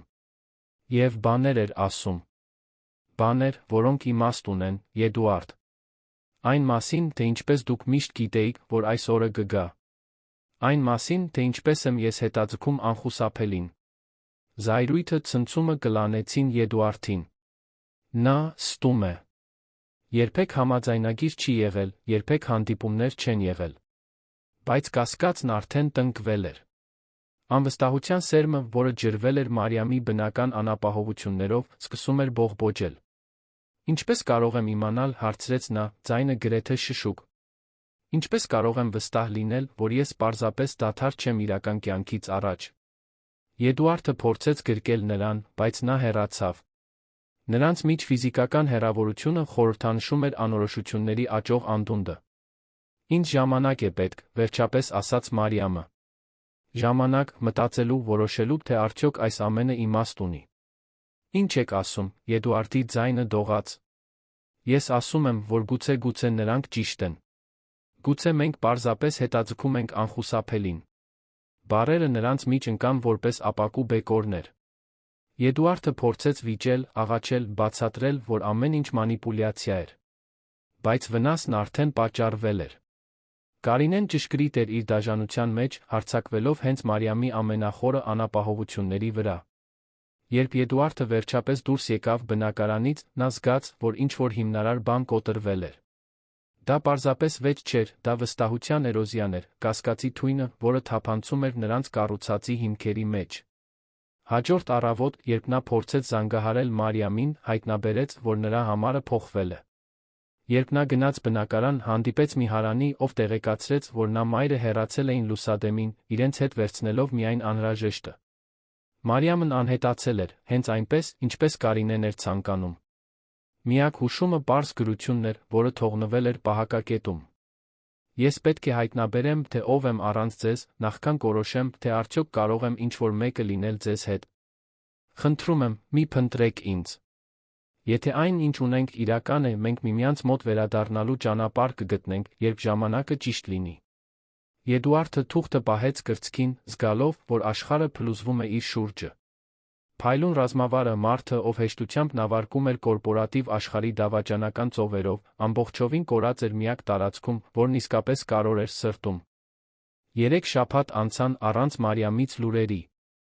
Եդուարդի համար ամեն օր ինքնատիրապետման վարժություն էր, բաժանված նրան գտնելու հուսահատ ցանկության տարածքի իր խնդրանքը հարգելու միջ։ Իր շքեղ, հիմա տարօրինակորեն դատարկ պենթհաուսում նա անքուն գիշերներ անցկացրեց, վերանայելով յուրաքանչյուր պահը, յուրաքանչյուր փոխանակված խոսք։ Բարեգործական կոկտեյլը, որտեղ հայտարարվելու էր նրա նշանադրությունը Կարինեի հետ, մոտենում էր։ Հելենան ուժեղացնում էր նախապատրաստությունները, դիտավորյալ անտեսելով որդու ընկճված վիճակը, նրա դեպրեսիան վերաբերվելով որպես դեռահասական քմահաճույք, որը շուտով կանցներ։ Դերձակը պետք է վերջին փորձը անի ձեր սմոքինգի համար, մեկնաբանեց նա Եդուարդի բնակարան անկանոն այցի ժամանակ։ Եդուարդը, ով աշխատում էր իր ճարտարապետական իմպրովիզացված գրասենյակում, նույնիսկ աչքերը չբարձրացրեց նկարից։ Հայտարարություն չի լինի, մայրիկ։ Ես արդեն ասել եմ դա։ Հելենան որդուն դիտեց զայրույթի մտահոգության խառնուրդով։ Միշտ անթերի հագնված Եդուարդն այժմ ուներ չսափրված մորուք, խորը աչքատակեր անհանգստացնող անտարբերություն իր արտաքինի նկատմամբ։ Նա հեռացել է, Եդուարդ։ Նա շարունակել է իր կյանքը։ Ժամանակն է, որ դուք նույնն անեք։ Դուք չեք հասկանում, վերջապես պատասխանեց նա, բարձրացնելով հայացքը։ Ես տառապում եմ ոչ միայն նրա բացակայությունից։ Ես տառապում եմ, որովհետև վերջապես տեսա այն դատարկ կյանքը, որն ապրում եմ, այն արհեստական աշխարհը, որը մենք կառուցել ենք, այն խեղաթյուրված արժեքները, որոնք մենք հաջողություն ենք անվանում։ Հելենան նստեց, հանկարծ լրջանալով։ Ձեր հայրն ու ես շատ բան զոհաբերեցինք այն կառուցելու համար, ինչ ունենք այսօր։ Դուք իրավունք չունեք դա նսեմացնելու անցողիկ սիրավեպի պատճառով։ Ինչ զոհաբերություններ, մայրիկ։ Ձեր ժամանակը։ Ձեր ազատությունը։ Ձեր սերը։ Եդուարդի ձայնի դառնությունն զգալի էր։ Որովհետև դա հենց այն է, ինչ դուք ինձ սովորեցրել եք, որ իշխանությունն ու փողն արդարացնում են զոհաբերել այն ամենը, ինչ իսկապես կարոր է։ Դուք խոսում եք որպես միամիտ իդեալիստ, հակադարձեց Հելենան։ Իրական աշխարհն այդպես չի աշխատում։ Աշխարհը, որում մենք ընտրել ենք ապրել, այդպես չի աշխատում, ուղղեց Եդուարդը։ Մարիամը ինձ ցույց տվեց ապրելու այլ ցը։ Եվ հիմա որտեղ է նա, հարցրեց Հելենան դիտավորյալ դաժանությամբ։ Ձեզ լքեց դժվարության առաջին իսկ նշանին։ Ինչ հրաշալի դաս։ Բառերը Եդուարդին հարվածեցին որպես ապտակ, բայց նա չհակադարձեց։ Իրականում նա գիտեր, որ Մարիամը չէր հեռացել թուլության պատճառով, այլ ինքնապաշտպանության։ Եվ գուցե ավելի շատ բանի համար, մի բան, որը նա դեռ լիովին չէր հասկանում։ Այդ գիշեր, սովորական անկնության մեջ, Եդուարդը անսպասելի հաղորդագրություն ստացավ Ռաֆայելից, իր ճարտարապետ ընկերոջից։ Պետք է քեզ տեսնեմ վաղը։ Կարևոր գործ է։ Իմ գրասենյակ, ժամը 10:00։ Հանդիպումը շրջադարձային եղավ։ Ռաֆայելը հեռախոսազանգ էր ստացել Մարիամից։ Նա չուզեց ասել, թե որտեղ է, բացատրեց Ռաֆայելը։ Բայց խնդրեց ինչ-որ բան ստուգել նրա համար։ Ինչ-որ բան ձեր Կարինե Ալեքսանյանի միջ ենթադրյալ նախամուսնական համաձայնագրի մասին։ Եդուարդը հույսի ալիք զգաց, խառնված վրդովմունքի հետ։ Երբեք ոչ մի համաձայնագիր չի եղել։ Դա Կարինեի սուտ էր։ Ես կասկածում էի դրանում, գլխով արեց Ռաֆայելը։ Եվ հաստատեցի։ Ես օգտագործեցի իմ կապերը ձեր ընտանիքը ներկայացնող իրավաբանական գրասենյակում։ Այդպիսի փաստաթուղթ գոյություն չունի։ Ես պետք է գտնեմ նրան, կտրուկ հայտարարեց Եդուարդը, վեր կենալով։ Ես պետք է բացատրեմ, որ ամեն ինչ մանիպուլյացիա էր։ Ռաֆայելը ձեռքը բարձրացրեց, խնդրելով հանգստություն։ Նա հստակ ասել էր, որ դեռ չի ուզում գտնվել։ Բայց համաձայնեց ձեզնից հաղորդագրություն ստանալ, իմ միջոցով։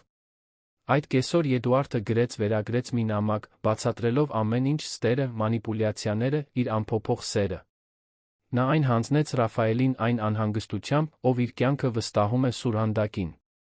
Եվս մի բան կա, ասաց Ռաֆայելը, մինչ Եդուարդը կհեռանար։ Սոֆյան երկար է խոսել Մարիամի հետ մինչ նրա հեռանալը։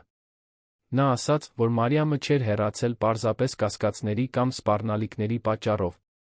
Նա հեռացել էր, որովհետև հասկացել էր, որ դուք երբեք իսկապես ազատ չեք լինի, քանի դեռ գերված եք այն աշխարհում, որը ձեր ընտանիքն է կառուցել։ Որ ձեր սերը միշտ աղտոտված կլինի ճնշումներով, սպասումներով, մանիպուլյացիաներով։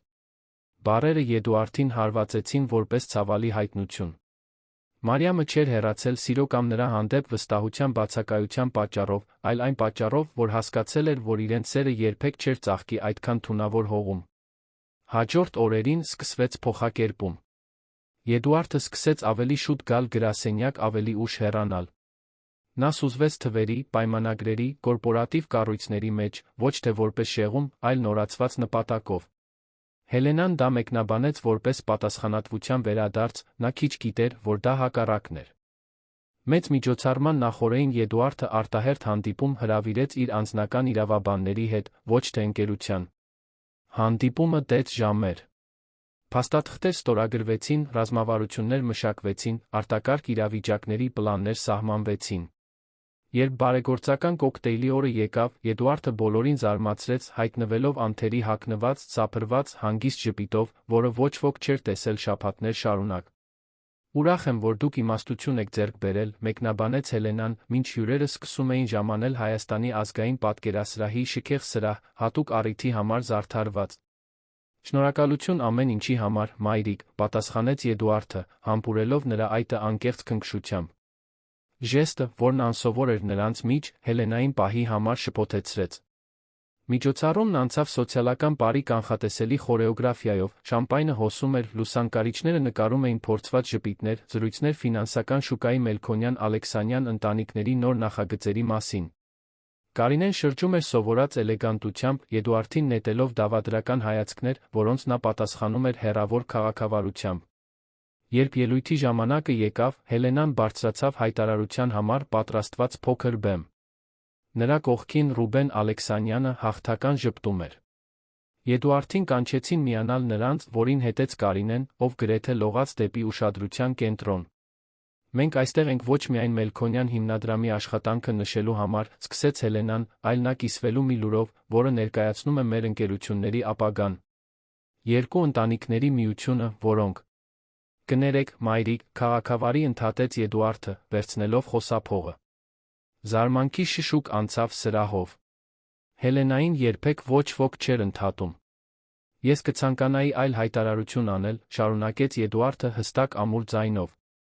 Այսօր առավոտյան ես պաշտոնապես փոխանցեցի իմ բաժնետոմսերի 30% Մելքոնյան խմբում անկախ հիմնադրամին, որը կկառավարվի առանց ընտանեկան կապերի խորհրդի կողմից։ Մեկ այլ 30%-ը տեղադրվել է տրաստում կորպորատիվ կառավարման հատուկ պայմաններով, որոնք արգելում են ցանկացած միաձուլում Ալեքսանյան խմբի հետ առաջիկա 10 տարվա ընթացքում։ Ցնցումն անմիջական էր։ Հելենան գունատվեց։ Ռուբեն Ալեքսանյանը գցեց իր շամպայնի բաժակը։ Կարինեն սառեց, ժպիտը դեռ դեմքին։ Ես նա հրաժարվում եմ գործադիր տնօրենի պաշտոնից, ուժի մեջ մտնելով վաղվանից, շարունակեց Էդուարդը։ Ես հավատում եմ, որ ընկերությանը պետք է ղեկավարություն, որը առաջնահերթություն է տալիս մարդկանց, ոչ թե միայն շահույթին, որը կառուցում է իրական արժեք, ոչ թե պարզապես տեսք։ Հյուրերի ամբոխը վերածվեց ցնցված շշուկների երգչախմբի։ Ֆլեշները կատաղի կերպով թարթում էին։ Հելենան փորձեց վերցնել խոսափողը, բայց Էդուարդը այն ամուր պահեց։ Ինչ վերաբերում է նշանադրության հայտարարությանը, որին շատերը սպասում էին այսօր, շարունակեց նա, ուղիղ նայելով Կարինեին, ցավում եմ հիասթափեցնել, բայց երբեք համաձայնություն, պարտավորություն կամ մտադրություն չի եղել իմ կողմից։ Ես հրապարակայնորեն ներողություն եմ խնդրում Կարինեից ցանկացած անհարմարության համար, բայց հրաժարվում եմ շարունակել կեղծիքը, նույնիսկ եթե դա սոցիալապես հարմար է։ Սրահում քաոս սկսվեց։ Էդուարդը իջավ բեմից հանգիստ քայլեց դեպի ելքը, անտեսելով մոր կատաղի կանչերը, հյուրերի զարմացած հայացքները, լրագրողներին, ովքեր հրում էին միմյանց, փորձելով նկարել պահը։ Դրսում Ռաֆայելը նրան սպասում էր մեքենայում։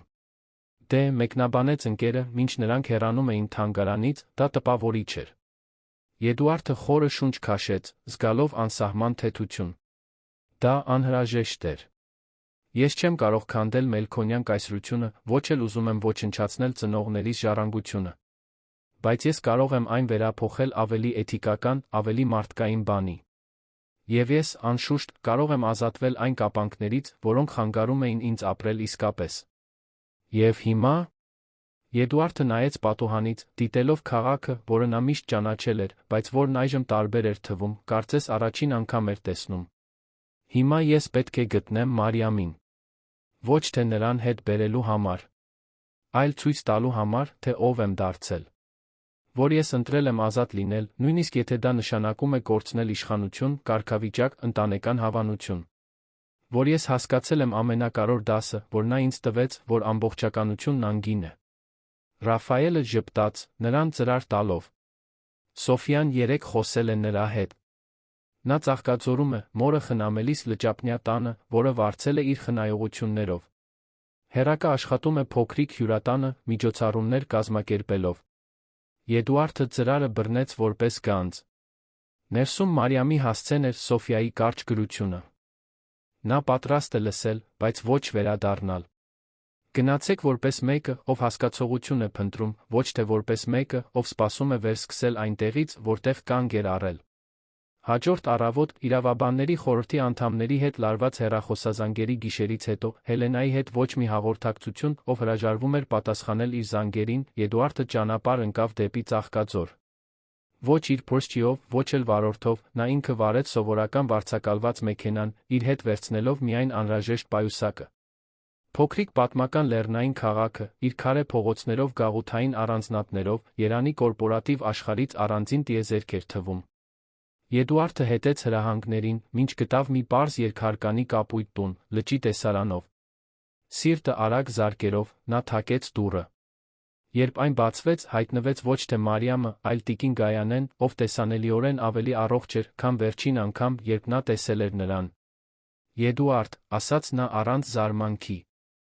Մենք մտածում էինք, թե երբ կհայտնվեք։ Նա…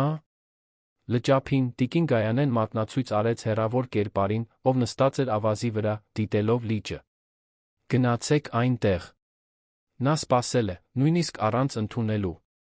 Էդուարդը դանդաղ քայլեց ավազի վրայով, կլանելով պահի յուրաքանչյուր մանրուք, նուրբ քամին, ալիքների ձայնը, Մարիամի ուրվագիծը հորիզոնի դեմ։ Երբ նա բավական մոտեցավ, նկատեց, որ նա կրում էր այն վզնոցը, տան կախազարդով, որը նա տվել էր նրան։ Մարիամ, նրբորեն կանչեց նա։ Նա շրջվեց, առանց զարմանքի նշույլի։ Կարծես ինչ-որ կերպ զգացել էր նրա մոտենալը։ Դու եկար, պարզապես ասաց նա։ Եդուարդը նստեց նրա կողքին ավազի վրա, պահպանելով հարգալից հեռավորություն։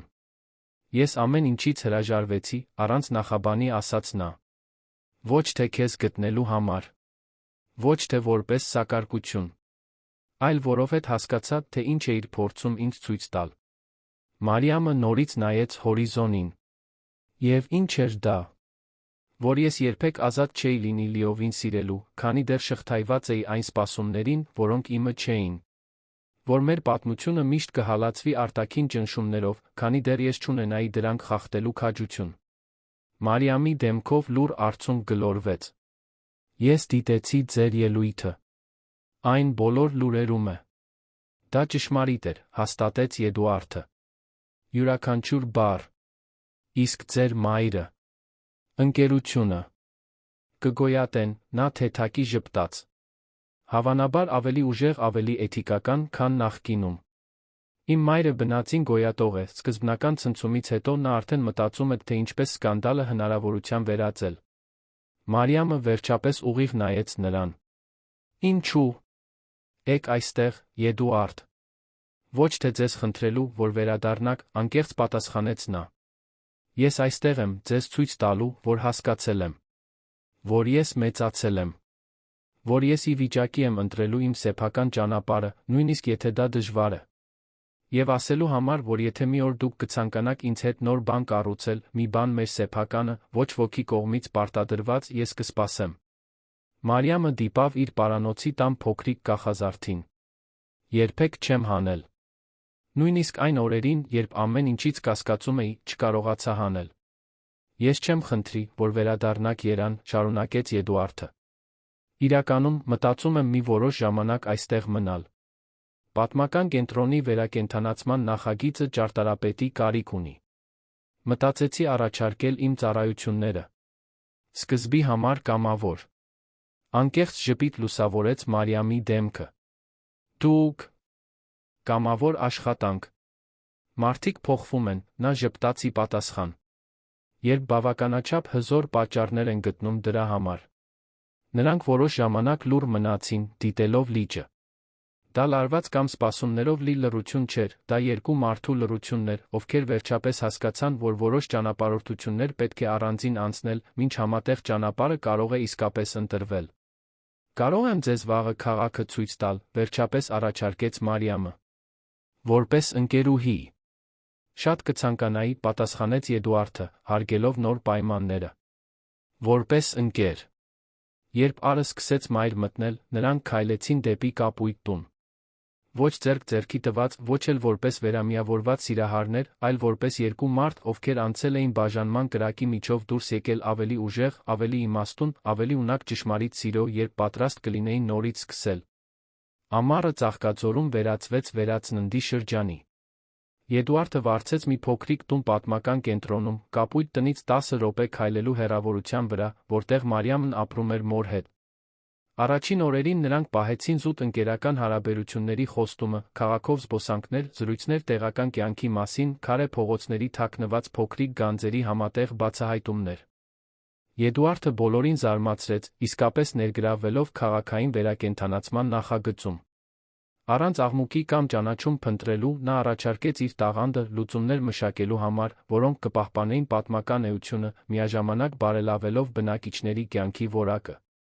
Նրա առավոտները նվիրված էին համայնքի ղեկավարների հետ հանդիպումներին, նրա կեսօրները քաղաքապետարանի կողմից տրամադրված փոքրիկ գրասենյակի իմպրովիզացված սեղանների վրա նկարելուն։ Երբեք չէի պատկերացնի, որ կտեսնեմ ամենազոր Եդուարդ Մելքոնյանին նստած անհարմար աթոռին, ձկնորսների հետ քննարկելով ջրահեռացման համակարգերը, մի օր մեկնաբանեց Մարիամը, երբ նրան գտավ մինչ ուշ աշխատելիս։ Նա ժպտաց, առանց աչքերը նկարից բարձրացնելու։ Դա լավագույն աշխատանքն է, որ երբե արել եմ։ Այստեղ մարդիկ ինձ ճիշտ այնպես են ասում, թե ինչ են մտածում, առանց վախենալու ինձ դուր չգալուց։ Դա ազատագրող է։ Եդուարդի փոխակերպումը դուրս էր աշխատանքից։ Նա սովորեց պարզ ուտեստներ պատրաստել, կոտրված իրերը սեփական ձեռքերով վերանորոգել, ապրել առանց հաջողության մշտական արտաքին հաստատման։ Նրա հեռախոսը, որը նախկինում իր մարմնի շարունակությունն էր, այժմ հաճախ մոռացվում էր տան որե անկյունում։ Մարիամը, դիտելով այս մետամորֆոզը, հպարտության զգուշության խառնուրդ էր զգում։ Նրա մի մասը վախենում էր, որ դա պարզապես փուլ էր, պարզ կյանքի ժամանակավոր փորձ, մինչ իրականությունը Եդուարդին հետ կկանչեր։ Մյուս մասը, սակայն, ճանաչում էր փոփոխության իսկականությունը, այն անկեղծ խաղաղությունը, որն այժմ բնակվում էր նրա աչքերում։ Մի երեկո, տեղական փառատոնի ժամանակ, որը լուսավորում էր նեղ փողոցները գունավոր լապտերներով, նրանք քայլում էին կողք կողքի, երբ Եդուարդը զանգ ստացավ։ Նրա ձայնի պաշտոնական տոնից Մարիամը հասկացավ, որ դա ինչ-որ բան էր ընտանեկան բիզնեսի հետ կապված։ Նա աննկատ հեռացավ, նրան անձնական տարածք տալու համար։ Երբ նա վերադարձավ, նրա արտահայտությունը լուրջ էր։ «Խնդիրներ», հարցրեց նա։ «Հելենա։ Նա ուզում է ինձ տեսնել։ Վաղը գալիս է այստեղ»։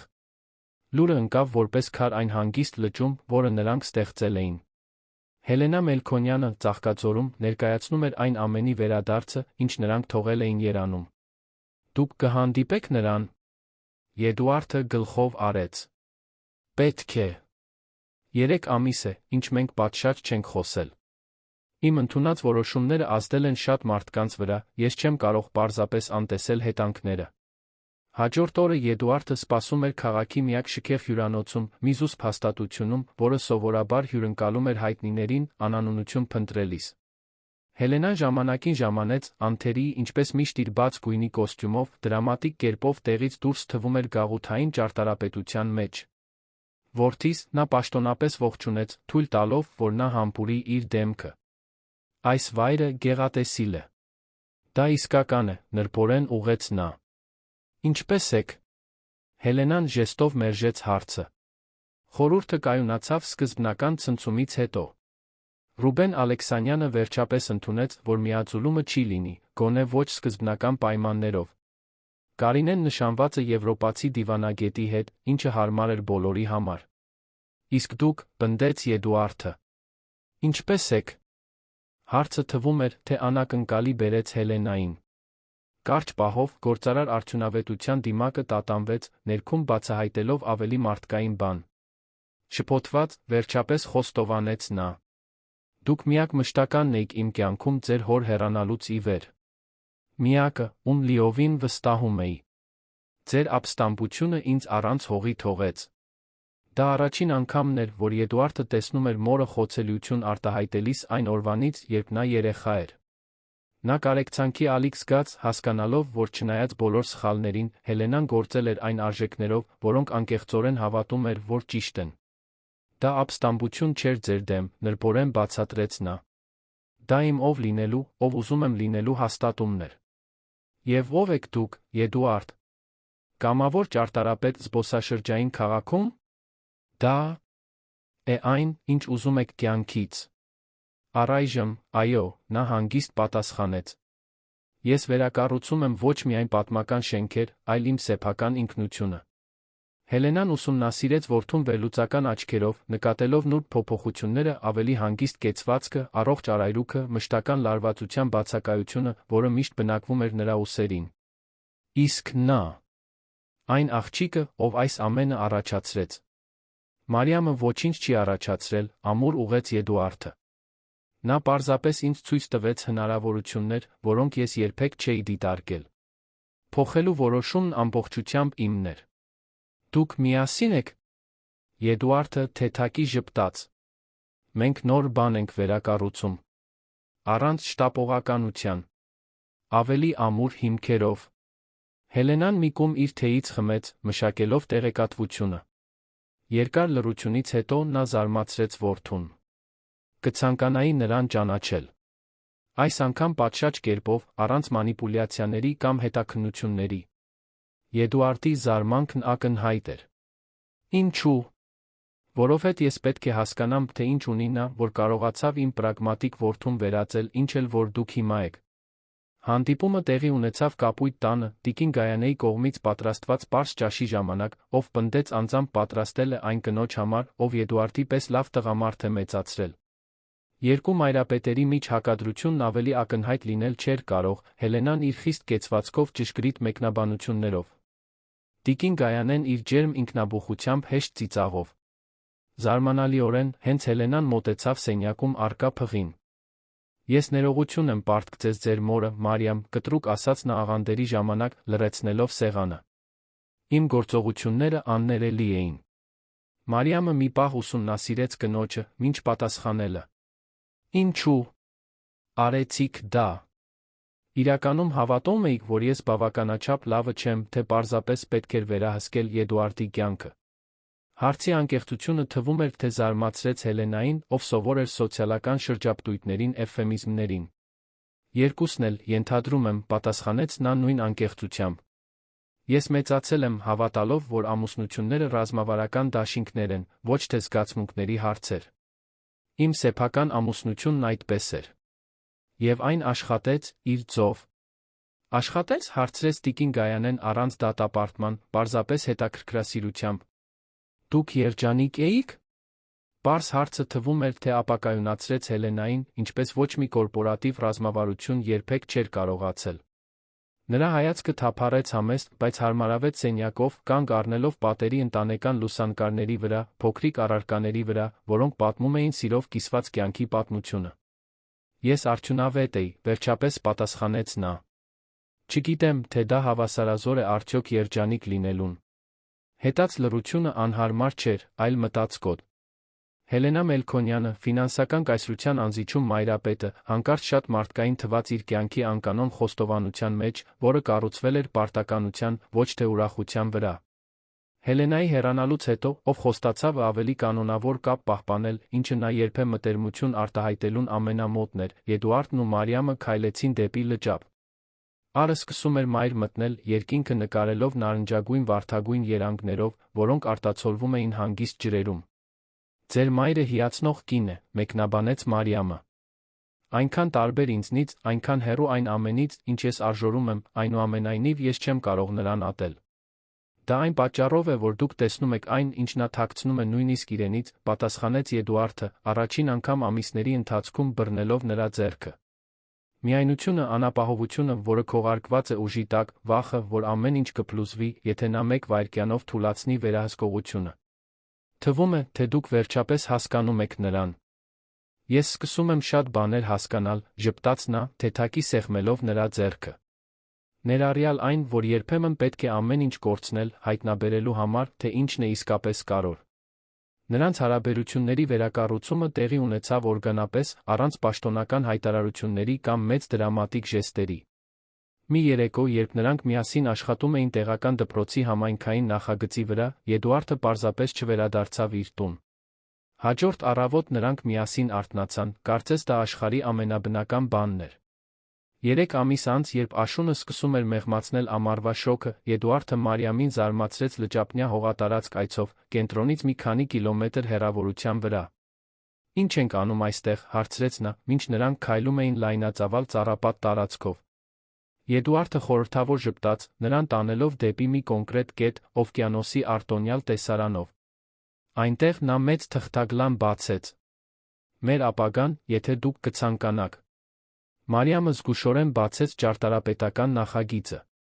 Դա տուն էր, ոչ թե շքեղ առանձնատուն, այլ սիրով մտածված բնակարան յուրաքանչյուր մանրուքում։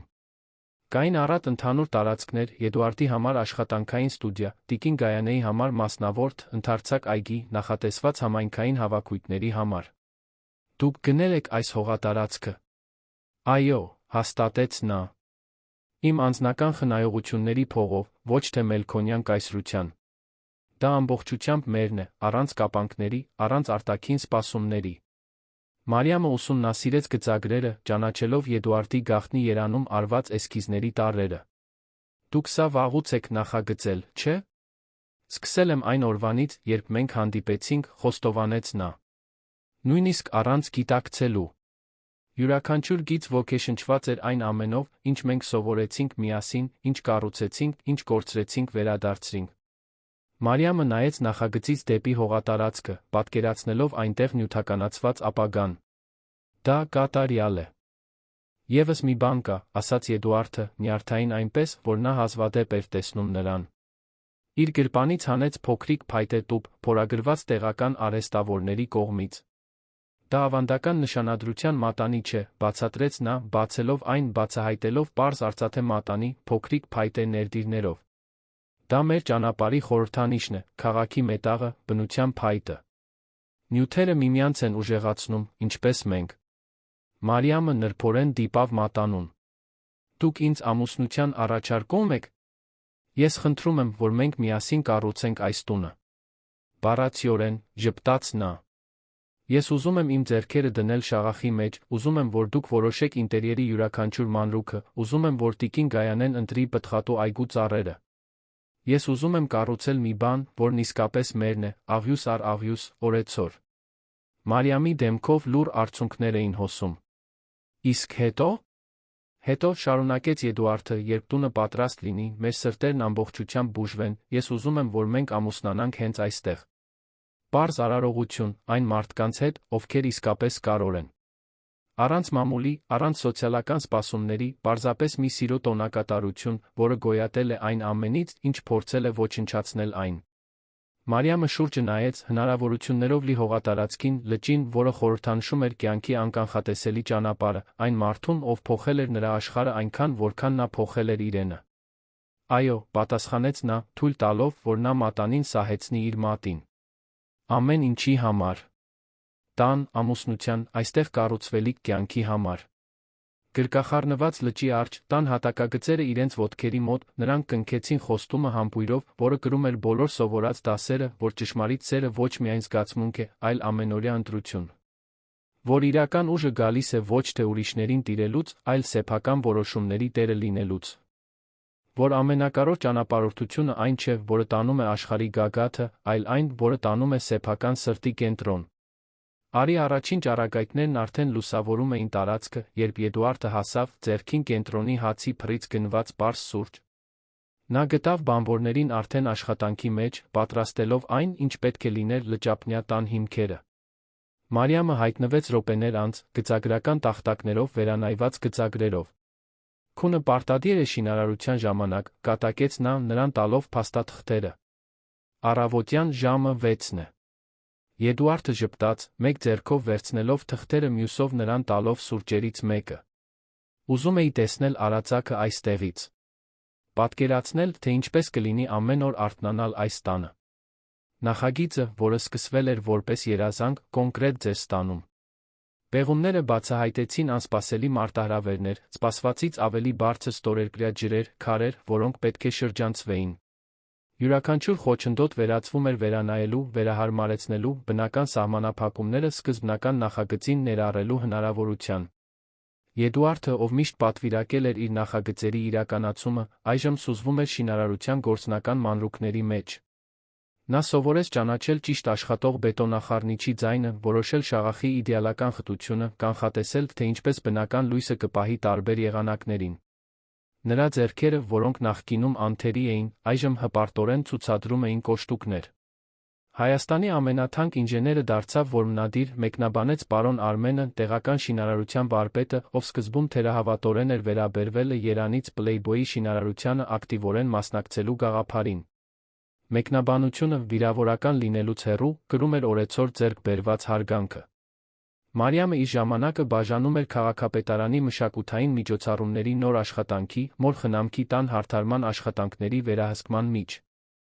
Նրա անձնական հպումը դրսևորվում էր մանրուքներում, հատակի համար քանդված փայտերի ընտրությունը, ձեռքով ներկված արհեստական սալիկները, լայն պատուհանները, որոնք լիճը շրջանակում էին որպես կենդանի արվեստի գործեր։ Շինարարությունը հետաքրքրություն էր գրավում։ Հին բնակիչներն անցնում էին դիտելու, սկզբում անվստահությամբ, ապա անկեղծ հետաքրքրությամբ։ Էդուարդն ու Մարիամը այն, ինչը կարող էր լինել մասնավոր նախագիծ, վերածեցին համայնքային բանի, վարձեցին միայն տեղական արհեստավորների, օգտագործեցին տարածաշրջանի նյութերը, կիսվեցին կայուն տեխնիկայով, որոնք կարող էին կրկնօրինակվել։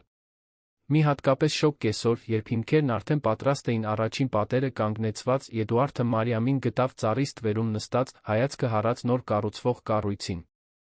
«Մեկ դրամ ձեր մտքերի համար», ասաց նա, նստելով նրա կողքին։ «Մտածում եմ, թե ինչպես ամեն ինչ փոխվեց», պատասխանեց նա, հենվելով նրա ուսին։ «1 տարի առաջ ես հյուրանոցում կոտրված բաժակներ էի հավաքում, իսկ դուք միլիարդավոր գործարքներ էիք կնքում։ Հիմա մենք այստեղ ենք, սեփական ձեռքերով տուն կառուցելիս։ Զղջում եք։ Ոչ մի վայրկյան, ժպտաց նա։ Բայց երբեմն մտածում եմ, թե արդյոք ձեզ պակասում է։ Իշխանությունը, ճանաչումը, հարմարությունները։ Եդուարդը մտածեց, մինչ պատասխանելը։ Գիտեք, թե ինչն է հեգնանքը։ Ես երբեք այսքան հաջողակ չեմ եղել մասնագիտորեն, որքան հիմա։ Վերակենդանացման նախագիծը միջազգային մրցանակներ է շահել։ Ես հրավերներ եմ ստանում պատմական պահպանության խորհրդատվությունների համար ամբողջ աշխարհից։ Իսկ Մելքոնյան կայսրությունը կգոյատի, նա թեթակի ժպտաց։ Հավանաբար ավելի ուժեղ, ավելի էթիկական, քան նախկինում։ Իմ մայրը բնածին գոյատող է, սկզբնական ցնցումից հետո նա արդեն մտածում էր, թե ինչպես սկանդալը հնարավորության վերածել։ Հեգնանքը չխուսափեց Եդուարդից։ Նախագիծը, որը մերժվել էր որպես չափազանց իդեալիստական, այժմ ծառայում էր ընկերության մարքեթինգային նպատակներին։ Դա նշանակում է, որ դուք պատրաստ եք վերադառնալ, ուղիղ հարցրեց Հելենան։ Խորհուրդը պատրաստ է վերանայել ձեր դիրքը։ Պայմաններով, իհարկե։ Եդուարդը դիտեց շինհրապարակը, բանվորներին, ովքեր այժմ նրան հավասար էին վերաբերվում, այն նշանակալի պարզությունը, որը նա կառուցել էր։ Ես չեմ վերադառնում, մայրիկ։ Բայց կարող եմ դիտարկել արտաքին խորհրդատուի դերում հանդես գալը։ Իմ պայմաններով։ Երկար լռություն հեռախոսի մյուս կողմում։ Եվ ինչ կլինեն այդ պայմանները։ Հեռակա աշխատանք։ Իմ կողմից ընտրված թիմ, ներառյալ տեղական արհեստավորներ, շինարարներ Ծաղկաձորից։ Եվ բյուջեի մի մասը ուղղված կլինի սոցիալական բնակարանային նախագծերին, օգտագործելով նույն կայուն տեխնիկաները։ Մեկ այլ լռություն, ավելի երկար։ Դուք իսկապես փոխվել եք, չէ՞։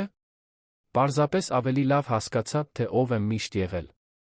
Անջատելուց հետո Եդուարդը զրույցը կիսեց Մարիամի հետ, ով նրան դիտում էր հպարտության մտահոգության խառնուրդով։ Դուք կընդունեիք աշխատանքը։ Նույնիսկ որպես խորհրդատու։ Միայն եթե դա իմաստ ունենա մեզ համար, պատասխանեց Եդուարդը։ Եթե այն կարող է ինտեգրվել այն կյանքին, որը մենք այստեղ ենք կառուցում, ոչ թե մի բան, որը մեզ կհեռացնի դրանից։ Այդ գիշեր, մինչ նրանք քննարկում էին հնարավորությունները աստղերի տակ, անսպասելի փոթորիկ հարվածեց տարածաշրջանին։ Հորդառատ անձրը ուժեղ քամիները ժամեր շարունակ տանջեցին լեռնային շրջանը։ Հաջորդ առավոտ, երբ նրանք հասան տարածք, գտան կառույցի մի մասը վնասված, նյութերը փչացած, շաբաթների աշխատանքը վտանգված։ Դա նշան է, հարցրեց Մարիամը, զսպված արցունքներով դիտելով վնասը։ Պարոն Արմենը, արդեն գնահատելով վնասները, մոտեցավ։ Լավ կառուցված տունը պետք է դիմակայի փոթորիկին շինարարության ընթացքում, փիլիսոփայեց շինարարության վարպետը։ Բացահայտում է թուլությունները, մինչ ուշ չլինի։ Վնասված մասերի վերակառուցումն էլ ավելի միավորեց համայնքը նախագծի շուրջ։ Հարանները կամավոր հայտնվեցին օգնելու, ձկնորսները ճաշ բերեցին բանվորների համար, արհեստավորները նյութեր առաջարկեցին ինքնարժեքով։ Այն, ինչը կարող էր լինել աղետ, վերածվեց համերաշխության դասի։ Հենց այդ աշխատանքների ժամանակ Եդուարդը անսպասելի այց ստացավ Կարինե Ալեքսանյանից։ Էլեգանտ, ինչպես միշտ, նա տեղից դուրս էր թվում փլատակների ցեխի մեջ։ Տպավորիչ է, մեկնաբանեց նա, դիտելով Եդուարդին փոշով պատված, աշխատելիս որմնադիրների կողքին։ Իրականում Արմենեի կոստյումները փոխել եք քրտնած շապիկներով։ Ինչ եք անում այստեղ, Կարինե, հարցրեց Եդուարդը, չընդհատելով աշխատանքը։ Ես անցնում էի։ Մեղրամիս անգրայում, բացատրեց նա, կարգավորելով իր մուգ ակնոցները։ Իմացա, որ դուք ինչ-որ տարօրինակ բան էիք կառուցում։ Պարզապես հետաքրքրություն։ Մարիամը, ով մոտակայքում նյութեր էր կազմակերպում, մոտեցավ, ճանաչելով նրան։ Կարինեն նրան գլխից մինչ ոտք վերլուծական հայացքով չափեց։ Դուք երկուստ իսկապես հավատում եք դրան։ Այս այլընտրանքային կյանքին։ Հարցը, չնայած հովանավորող տոնին, թվում էր, թե պարունակում էր անկեղծ հետաքրքրասիրություն։ Մենք հավատում ենք այն կյանքին, որը ընտրում ենք, պարզապես պատասխանեց Մարիամը։ Մեկը, որը կառուցված է իսկական հիմքերի վրա։ Կարինեն դիտեց մասամբ վերակառուցված կառույցը, հետում լիճը, համայնքը, որն աշխատում էր ներդաշնակորեն։ Իմ ամուսինը ուզում է գնել մասնավոր կղզի, մեկնաբանեց նա գրեթե իրեն։ Աշխարհից փախչելու համար։ Բայց մենք երբեք չենք կարողանում իրականում փախչել, չէ՞։ Մենք պարզապես մեզ հետ տանում ենք նույն խնդիրների ավելի թանկ տարբերակները։ Զարմանալիորեն խելամիտ դիտարկումը կախված էր օդում։ Մի պահ, ինչ-որ անկեղծ բան անցավ Կարինեի կատարելության ճակատով, իր սեփական ընտրությունների վերաբերյալ կասկածի մի փայլատակում։ Ես երջանկություն եմ մաղթում, վերջապես ասաց նա, առանց ակնհայտ հեգնանքի։ Անկեղծորեն։ Նրա հեռանալուց հետո Էդուարդն ու Մարիամը զարմացած հայացքներ փոխանակեցին։ Կարծում եմ, մենք հենց նոր հրաշքի ականատես եղանք, մեկնաբանեց Էդուարդը։ Կարինե Ալեքսանյանը հարցականի տակ է դնում իր ապրելակերպը։ Գուցե մեր պատմությունը ունի ազդեցություններ, որոնք նույնիսկ չենք պատկերացնում, պատասխանեց Մարիամը։ Աշունն առաջ էր ընթանում, բերելով ավելի զով քամիներ շինարարության մշտական առաջընթաց։ Հիմնական կառույցը կանգնեցված էր, տանիքը տեղադրված, արտաքին պատերը պատրաստ։ Ներքին տարածքները սկսում էին ձևավորվել, լայն հյուրասենյակը, լճի տեսարանով, ստուդիան, որտեղ Էդուարդը կարող էր ճարտարապետական նախագծեր մշակել, տիկին Գայանեի համար ընդարձակ սենյակը, ապահովելով նրան գաղտնիություն հարմարավետություն։ Մի հանգիստ կեսօր, երբ բանվորներն արդեն հեռացել էին, Էդուարդը Մարիամին գտավ մենակ ապագա գլխավոր սենյակում, դիտելով մայրամուտը նոր տեղադրված պատուհաններից։ Ինչ եք մտածում, հարցրեց նա, հետից գրկելով նրան։ Մտածում եմ, թե ինչպես ամեն ինչ կլինի 10 տարի հետո, պատասխանեց նա, հենվելով նրա ուսին։ Դեռ միասին բաներ կառուցելու ենք։ Դեռ միմյանցից սովորելու ենք։ Անկասկած, ժպտաց նա։ Չնայած հուսով եմ, որ մինչ այդ ես արդեն կտիրապետեմ պատշաճ սուրճ պատրաստելու արվեստին։ Մարիամը ծիծաղեց, հիշելով նրա աղետալի խոհարարական փորձերը։ Որոշ բաներ գուցե երբեք չփոխվեն։ Ինչպես այն փաստը, որ ես դեռ նյարդային եմ զգում, երբ դուք այդպես եք նայում ինձ, խոստովանեց Էդուարդը։ Կարծես տեսնում եք բոլոր շերտերի միջով, ուղիղ դեպի այն, ով ես իսկապես եմ։ Եվ ով եք դուք իսկապես, Էդուարդ Մելքոնյան։ Նա մտածեց, դիտելով նարնջագույն մանուշակագույն երանգներով ներկված երկինքը։ Մեկը, ով 38 տարի տեց հասկանալու համար, որ կյանքը մրցույթ չէ, որը պետք է հաղթել, այլ ճանապարհորդություն, որը պետք է ապրել իսկապես։ Մեկը, ով վերջապես հասկացավ, որ ամենամեծ հարստությունը կառուցելու մեջ է, ոչ թե ունենալու։ Մարիամը շրջվեց նրա գրկում, նայելով նրան։ Ոչ միայն դուք եք փոխվել, գիտեք։ Ես էլ էի բանտարկված, իմ ձով։ Հանգամանքներից, վախից, սահմանափակումներից, որոնք ընդունում էի որպես անփոփոխ։ Եվ հիմա հասկանում եմ, որ ավելին եմ, քան կարծում էի։ Որ արժանի եմ ավելի բարձր երազելու, ոչ թե դատարկ հավակնության պատճառով, այլ որովհետև ճանաչում եմ իմ սեփական արժեքը։ Այդ պարզ պահը դեռս անավարտ տանը, բյուրեղացրեց այն փոխակերպումը, որը նրանք երկուսն էլ զգացել էին։ Դա ոչ միայն ֆիզիկական կառույց էր, որը նրանք կանգնեցնում էին, դա գոյության նոր պարադիգմ էր, որը հիմնված էր գիտակցված ընտրությունների վրա, ոչ թե ժառանգված սպասումների։ Հաջորդ ամիսներին, մինչ տունը վերջնական տեսք էր ստանում, նրանց կյանքը ընդլայնվում էր նոր ուղղություններով։ Էդուարդը ընդունեց խորհրդատվական նախագիծը Մելքոնյան հիմնադրամի համար, բայց իր սեփական պայմաններով, հեռակա աշխատելով, ներառելով տեղական արհեստավորներին, սկզբնական նախագիծը վերափոխելով էլ ավելի հեղափոխական բանի։ Սեփական տան շինարարության գործնական փորձը բերել էր պատկերացումներ, որոնք ճարտարապետության ոչ մի դասընթաց չէր կարող առաջարկել։ Մարիամը իր հերթին հրավիրվեց համակարգելու տարածաշրջանի երիտասարդների համար մասնագիտական վերապատրաստման ծրագիր, միացնելով մարդկանց հետ շփվելու իր բնական տաղանդը կորպորատիվ միջոցառումներում աշխատանքի տարիներին ձեռք բերված գիտելիքների հետ։ Հելենան այցելեց շինարարությունը, երբ այն գրեթե ավարտված էր։ Նրա քննադատական հայացքը անցավ յուրաքանչյուր մանրուքով, յուրաքանչյուր ճարտարապետական ընտրությամբ, յուրաքանչյուր ստեղծագործական լուծումով։ Դա այն չէ, ինչ ես կպատկերացնեի ձեր համար, վերջապես մեկնաբանեց նա։ Բայց դա անհերքելիորեն տպավորիչ է։ Հելենայից եկող այս խոսքերը գրեթե հանձնման հայտարարություն էին։ Էդուարդը ժպտաց, ճանաչելով այն հսկայական ջանքը, որն այդ գովեստը ներկայացնում էր մի կնոջ համար, ով իր կյանքն անցկացրել էր հաջողությունը շատ տարբեր տերմիններով սահմանելով։ Դուք գիտեք, որ դեռ տեղ ունեք խորհրդում, եթե կցանկանաք, ավելացրեց Հելենան։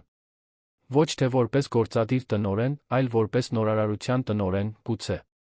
Կես դրույքով։ Ես լավ եմ այստեղ, մայրիկ, պատասխանեց Էդուարդը։ Բայց շնորհակալ եմ առաջարկի համար։ Դա նշանակում է, որ դուք վերջապես ճանաչում եք, որ ես կարող եմ տարբերություն մտցնել իմ ձով։ Հելենան դիտեց Մարիամին, ով աշխույժ զրուցում էր բանվորների հետ խոհանոցի վերջնական մանրամասների մասին։ Նա իսկապես փոխել է ձեզ, չէ՞։ Եդուարդը հետեց նրա հայացքին։ Ոչ թե նա է ինձ փոխել, այլ այն սերը, որը մենք զգում ենք միմյանց նկատմամբ։ Այնպիսի սեր, որը չի ընդունում կեղծիքներ կամ կիսաճշմարտություններ, որը պահանջում է ամբողջական իսկականություն։ Նոր տուն տեղափոխվելուց մեկ շաբաթ առաջ Եդուարդը Մարիամին զարմացրեց անսպասելի ծեսով։ Նա հրավիրեց մտերիմ ընկերներին, շինարարությանը մասնակցած բանվորներին, հարաններին, մայրամուտին ոչ պաշտոնական արարողության։ Երբ բոլորը հավաքվել էին լայն փայտե տախտակամածի վրա, որը դուրս էր գալիս դեպի լճապ, Եդուարդը բռնեց Մարիամի ձեռքը։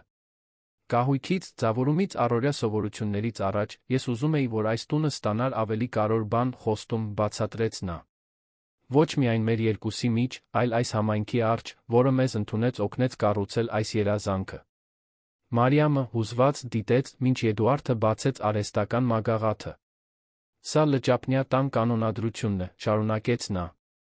Մի պարտավորություն, որը սահմանում է այն սկզբունքները, որոնք կկառավարեն ոչ միայն այս ֆիզիկական կառույցը, այլ մեր կյանքը դրանում։ Եդուարդը բարձրաձայն կարդաց.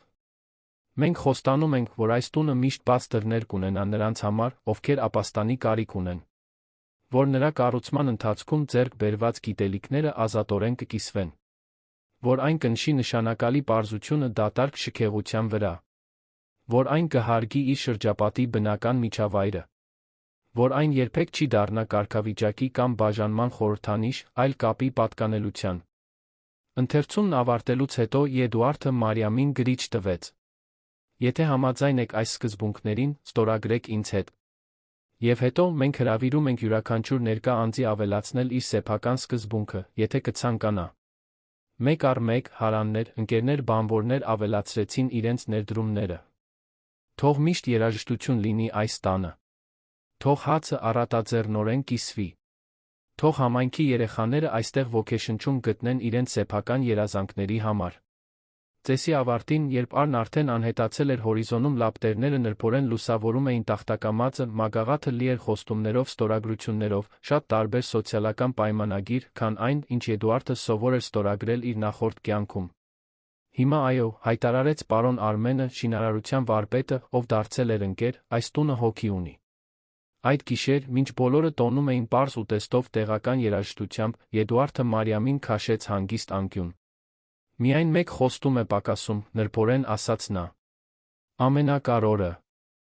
Որը, հարցրեց նա, ձեռքերը փաթաթելով նրա պարանոցին։ Որ 2 ամսից, երբ այս տունն ամբողջությամբ պատրաստ կլինի, դուք կդառնաք իմ կինը հենց այստեղ, այս երկնքի տակ, այս լճի առջ։ Ոչ թե այն պատճառով, որ մեզ պետք է թուղթ կամ արարողություն մեր զգացածը հաստատելու համար, այլ որպեսզի տոնենք բոլոր նրանց հետ, ովքեր օգնել են մեզ հասնել այստեղ։ Մարիամը ժպտաց, երջանկության արցունքները փայլում էին նրա աչքերում։ Այո։ 1000 անգամ այո։ Այնտեղ, Ծաղկաձորի աստղազարդ երկնքի տակ, հետում գրեթե ավարտված լճապնյա տան առջում անսահման լճի հետ, նրանք կնքեցին խոստումը համբույրով, որը կրում էր բոլոր սովորած դասերը, որ ճշմարիտ սերը ոչ միայն զգացմունք է, այլ ամենօրյա ընտրություն։ Որ իրական ուժը գալիս է ոչ թե ուրիշներին տիրելուց, այլ սեփական որոշումների տերը լինելուց։ Որ ամենակարևոր ճանապարհորդությունը այն չէ, որը տանում է աշխարհի գագաթը, այլ այն, որը տանում է սեփական սրտի կենտրոն։ Հաջորդ առավոտ, երբ Արի առաջին ճառագայթները լուսավորեցին գրեթե ավարտված կառույցը, Եդուարդն ու Մարիամը քայլեցին իրենց ապագա տնով, կլանելով յուրաքանչյուր մանրուք, պատկերացնելով այն կյանքը, որը կկառուցեին այնտեղ։ Ոչ միայն որպես ամուսիններ, այլ որպես գործընկերներ ինքնաբացահայտման փոխադարձ փոխակերպման արկածում։ Մենք իսկապես պատրաստ ենք դրան, հարցրեց Մարիամը, մտածելով իրենց կյանքում ստեղծած փոփոխության անսահմանության մասին։ Եդուարդը ժպտաց, սեղմելով նրա ձեռքը։ Տան համար։ Անշուշտ։ Ամուսնության համար։ Բացարձակապես։ Այն ամենի համար, ինչ կգա հետո։ Հավանաբար ոչ։ Եվ հենց դա է ամեն ինչ այդքան արտասովոր դարձնում, մենք կշարունակենք կառուցել, սովորել, աճել։ Միասին։ Լճապնյա տունը սպասում էր իր բնակիչներին, ոչ թե որպես ավարտված կառույց, այլ որպես մշտական զարգացող նախագիծ։ Ինչպես իրենք։ 2 տարի անց լճապնյա տունը, ինչպես այն հայտնի դարձավ Ծաղկաձորի բնակիչներին, վերջապես ավարտվեց։ Ոչ միայն որպես ֆիզիկական կառույց, այլ որպես փոխակերպման ճանապարհի խորհրդանիշ։ Շինարարությունը եղել էր այնքան թերապտիկ, որքան մարտահրավեր։ Էդուարդը իսկապես ձեռքերը դրել էր աշխատանքի վրա, տեղական որմնադիրներից սովորելով տեխնիկա, որը ոչ մի էլիտար համալսարան չէր կարող սովորեցնել։ Մարիամը համակարգել էր ինտերիերի յուրաքանչյուր մանրուք, ստեղծելով միջավայրեր, որոնք խառնում էին հարմարավետությունն ու պարզությունը։ Տիկին Գայանեն, ապաքինված աշխույժ, աճեցրել էր խոտաբույսերի ծաղիկների այգի, որը դարձել էր գրավչություն հարանների զբոսաշրջիկների համար։ Մի հատկապես պարզ գարնանային առավոտ տունը պատրաստվում էր իր ամենահատուկ պահին։ Պարզ փայտե աթոռները դրված էին լայն մարգագետնում, լճի տեսարանով։ Տեղական ծաղիկների կամարը նշում էր այն տարածքը, որտեղ մի քանի ժամից Էդուարդն ու Մարիամը պաշտոնապես կամրապնդեին իրենց միությունը։ Նյարդային եք, հարցրեց Սոֆյան, Ռաֆայելի կինը, մինչ օգնում էր Մարիամին զգեստի վերջին մանրամասների հետ, պարզ բամբակյա ժանյակե զգեստ, որը նախագծել էր պատմական կենտրոնի դերձակուհին։ Տարօրինակորեն ոչ, Մարիամը ժպտաց, դիտելով իր արտացոլանքը։ Զգում եմ, կարծես վաղուց ամուսնացած լինենք։ Այսօր պարզապես տոնում ենք վկաների հետ։ Հարան սենյակում Էդուարդը անսպասելի այց էր ստացել Հելենայից։ Նրանց հարաբերությունները դանդաղ փոխվել էին 2 տարվա ընթացքում։ Դա այն ջերմ մտերմությունը չէր, որը Մարիամը կիսում էր տիկին Գայանեի հետ, բայց կար փոխադարձ հարգանք, զարմանալիորեն անկեղծ կապի պահեր։ Այս վայրը, մեկնաբանեց Հելենան, պատուհանից նայելով լճին։ Իսկապես հատուկ է։ Շնորհակալություն գալու համար, պատասխանեց Էդուարդը, կարգավորելով իր սպիտակ կտավե շապիկը, առանց փողկապի, առանց չափազանց պաշտոնականությունների։ Դա շատ բան է նշանակում։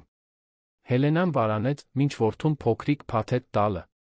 Ձեր հայրը կցանկանար, որ դուք սա ունենայիք այսօր։ Տուփի ներսում հին ժամացույց կար, ոչ թե շքեղ տեսք ունեցող կտոր, ինչպես Էդուարդը սովոր էր կրել իր նախորդ կյանքում, այլ պատմություն ունեցող, հոգի ունեցող առարկա։ Դա իմ հորն էր պատկանում, բացատրեց Հելենան։ Ձեր պապուն։ Նա այն տվեց ձեր հորը մեր ամուսնության օրը։ Եվ հիմա, նա կոկորդը մաքրեց, վերահսկելով անսովոր հուզմունքը, հիմա ձերն է։ Էդուարդը ժամացույցը դրեց ակնածանքով։ Ես երբեք չեմ ճանաչել իմ պապուն։ Նա տարբեր էր մեզնից, խոստովանեց Հելենան։ Նա զրոյից կառուցեց ընկերությունը, բայց երբեք թույլ չտվեց, որ այն կլանի իր մարդկայնությունը։ Նա ավելի շատ նման էր ձեզ, քան ձեր հորը կամ ինձ։ Դադարից հետո նա ավելացրեց. Գուցե դուք ուղղում եք այն ուղղությունը, որը մենք շեղել էինք։ Դա ամենախորը հաստատումն էր, որը Հելենան երբեք առաջարկել էր որդու ընտրություններին, ճանաչումը, որ գուցե, պարզապես գուցե, նա ավելի լավ ճանապարհ էր գտել։ Արարողությունը եղավ հենց այնպիսին, ինչպես նրանք երազել էին, մտերիմ, իսկական, առանց պահանջկոտության։ Միայն 50 հյուր, տեղական ձկնորսների, տանը աշխատած արհեստավորների, Երանից մի քանի ընկերների, ինչպես Ռաֆայելն ու Սոֆյան, անհավանական կերպարների, ինչպես Հելենա Մելքոնյանը տիկին Գայանեի կողքին, 2 մայրապետերը միավորված իրենց բազմազանության մեջ։ Էդուարդը սպասում էր ծաղկած կամարի տակ, երբ Մարիամի տեսքը, ով քայլում էր իր կողմը, բոբիկ խոտի վրա, պարզ զգեստը ծածանվում էր լճապնյա զեփյուռից, ստիպեց նրա սիրտը արագ զարկել, ինչպես առաջին անգամ, երբ նա տեսել էր նրան հյուրանոցում։ Համայնքի կողմից հարգված տեղական ուսուցիչը վարեց արարողությունը, որը խառնում էր ավանդույթներն ու անձնական նորարարությունները։ Երբ եկավ ուխտի պահը, Մարիամն առաջինը խոսեց. Էդուարդ, երբ մենք ծանոթացանք, դուք ունեիք այն ամենը, ինչ կարող է գնել փողը, իսկ ես ունեի միայն բավականաչափ գոյատելու համար։ Այսօր մենք միասին հայտնաբերեցինք, թե ինչն է իսկապես կարոր, իսկական լինելու քաջությունը, ուրիշների սպասումներին դիմակայելու ուժը, փոթորիկից հետո վերակառուցելու կարողությունը։ Ես խոստանում եմ լինել ձեր ապաստանը դժվարություններում, ձեր ուղեկիցը ուրախություններում։ Ես խոստանում եմ երբեք թույլ չտալ, որ հարմարավետությունը մեզ անզգայացնի կամ վախը մեզ կաթվածահար անի։ Ես խոստանում եմ ամեն օր հիշել, որ մենք միմյանց ընտրեցինք ոչ թե հարմարավետության, այլ գիտակցված սիրո պատճառով։ Հուզմունքից խեղդված ձայնով Էդուարդը պատասխանեց. Մարիամ, դուք մի անգամ ինձ հարցրեցիք, թե արդյոք կցավա։ Հիշում եք։ Այդ գիշեր ես հասկացա, որ ստացել եմ ամենամեծ նվերը, ձեր բացարձակ վստահությունը։ Այսօր ես հասկանում եմ, որ այդ հարցն ավելին էր նշանակում։ Այո, երբեմն ցավում է մեծանալը, ցավում է փոխվելը, ցավում է հրաժարվելը հաստատություններից, հնարավորություններն ընդունելու համար։ Բայց ձեզ հետ ես սովորեցի, որ այդ ցավն ազատագրման գինն է։ Ես խոստանում եմ երբեք չմոռանալ այն ամենաարժեքավոր դասը, որ դուք ինձ տվեցիք, որ իսկական հարստությունը մեր սեփական պայմաններով ապրելու քաջության մեջ է։ Ես խոստանում եմ ամեն օր կառուցել ոչ միայն այս տունը, այլ մեր հոգիների համար տուն։ Ոչ մի հյուր չմնաց չոր աչքերով։ Նույնիսկ Հելենան աննկատ սրբեց արցունքը, այնքան հազվադեպ ժեստ, որ տիկին Գայանեն իր կողքին նրբորեն սեղմեց նրա ձեռքը լուր համերաշխությամբ։ Հետաց խնջույքը ձգվեց մինչ լուսաբաց, տոնակատարություն, որը խառնում էր անհավանական տարրեր, տեղական երաժշտություն, նվագված ձկնորսների կողմից, Հելենայի ընկեր խոհարարի կողմից պատրաստված բարդ ուտեստներ, ինքնաբուխ պարեր, խորը զրույցներ աստղերի տակ։ Որոշակի պահի Էդուարդը գտավ Ռաֆայելին, մտածկոտ նայելիս լճին, ձեռքին գինու բաժակ։ Ուրեմն, ճարտարապետ, կատակեց ընկերը, գոհ եք ձեր գլուխգործոցից։ Էդուարդը ժպտաց, դիտելով լուսավորված տունը, այգում զրուցող մարդկանց, Մարիամին, ով պարում էր տիկին Գայանեի հետ։ Տունը, թե ամուսնությունը։ Կյանքը, որը դուք կառուցել եք, պարզաբանեց Ռաֆայելը։ Երանի ամենահեռանկարային գործադիրից մինչ Ծաղկաձորի Բոբիկ ճարտարապետը։ Զղջոն մեկ։ Էդուարդը մի պահ մտածեց։ Գիտեք, թե ինչն է հեգնանքը։ Ես երբեք այսքան հաջողակ չեմ եղել մասնագիտորեն, որքան հիմա։ Վերակենդանացման նախագիծը միջազգային մրցանակներ է շահել։ Ես հրավերներ եմ ստանում պատմական պահպանության խորհրդատվությունների համար ամբողջ աշխարհից։ Իսկ Մելքոնյան կայսրությունը կգոյատի։ Հելենան զարմանալիորեն ընդունեց այն փոփոխություններից մի քանիսը, որոնք ես առաջարկել էի հեռանալուց առաջ։ Իմ ստեղծած հիմնադրամը ֆինանսավորում է սոցիալական նախագծեր, որոնք իսկապես տարբերություն են մտցնում։ Ես չեմ ոչնչացրել ընտանեկան ժառանգությունը, պարզապես այն վերաուղղորդել եմ ավելի մարդկային բանի։ Ռաֆայելը գլխով արեց, հասկանալով։ Իսկ Կարինեն։ Միաձուլումը։ Կարինեն անկեղծորեն երջանիկ է իր դիվանագետի հետ։